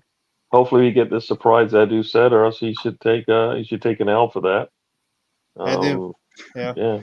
He said it was said, or at least that's what the reports are. Is that he said it would be a surprise.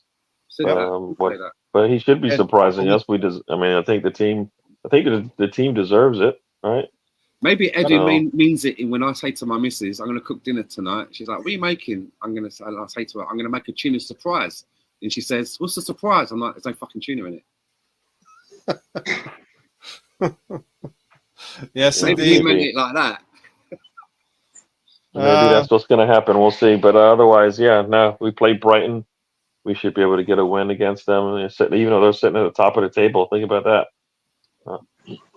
They've beaten a very bad Everton team, and they dunked on Manchester United last week in the last minute. So, but they will represent some difficulties for us if we're not efficient and prolific. But do expect us to win 3-0 or 3-1, something like that. Then close it out. I was just looking at Tiger Goon's last comment. It just reminded me of my missus. That's all I'm going to say. I'll leave it there. Thanks for joining, everyone, and I'll see you on the next one. All right, we'll leave it there. This has been Arsenal Fans Circle. Tiger Goon is like, love a new toy. Check. Yes, a new shiny new toy. I can get away with it because she's not here. She's not back until Sunday, so I can mouth off. Check out Gary on the trip tomorrow. We'll be tomorrow for some of you. Gary's doing acid on the internet. Has the cat behaved itself better this week today? No, still live. Can't wait till her mum gets back. We're still live. 3, 2, 1. Good night, everybody. Fucking sucks on this day. Cheers, Tony. Say good night, Tony. Cat's like fucking watching wrestling all the time. See you Sunday, guys. Fucking wrestling, can you watch? Good night, pal. Good night.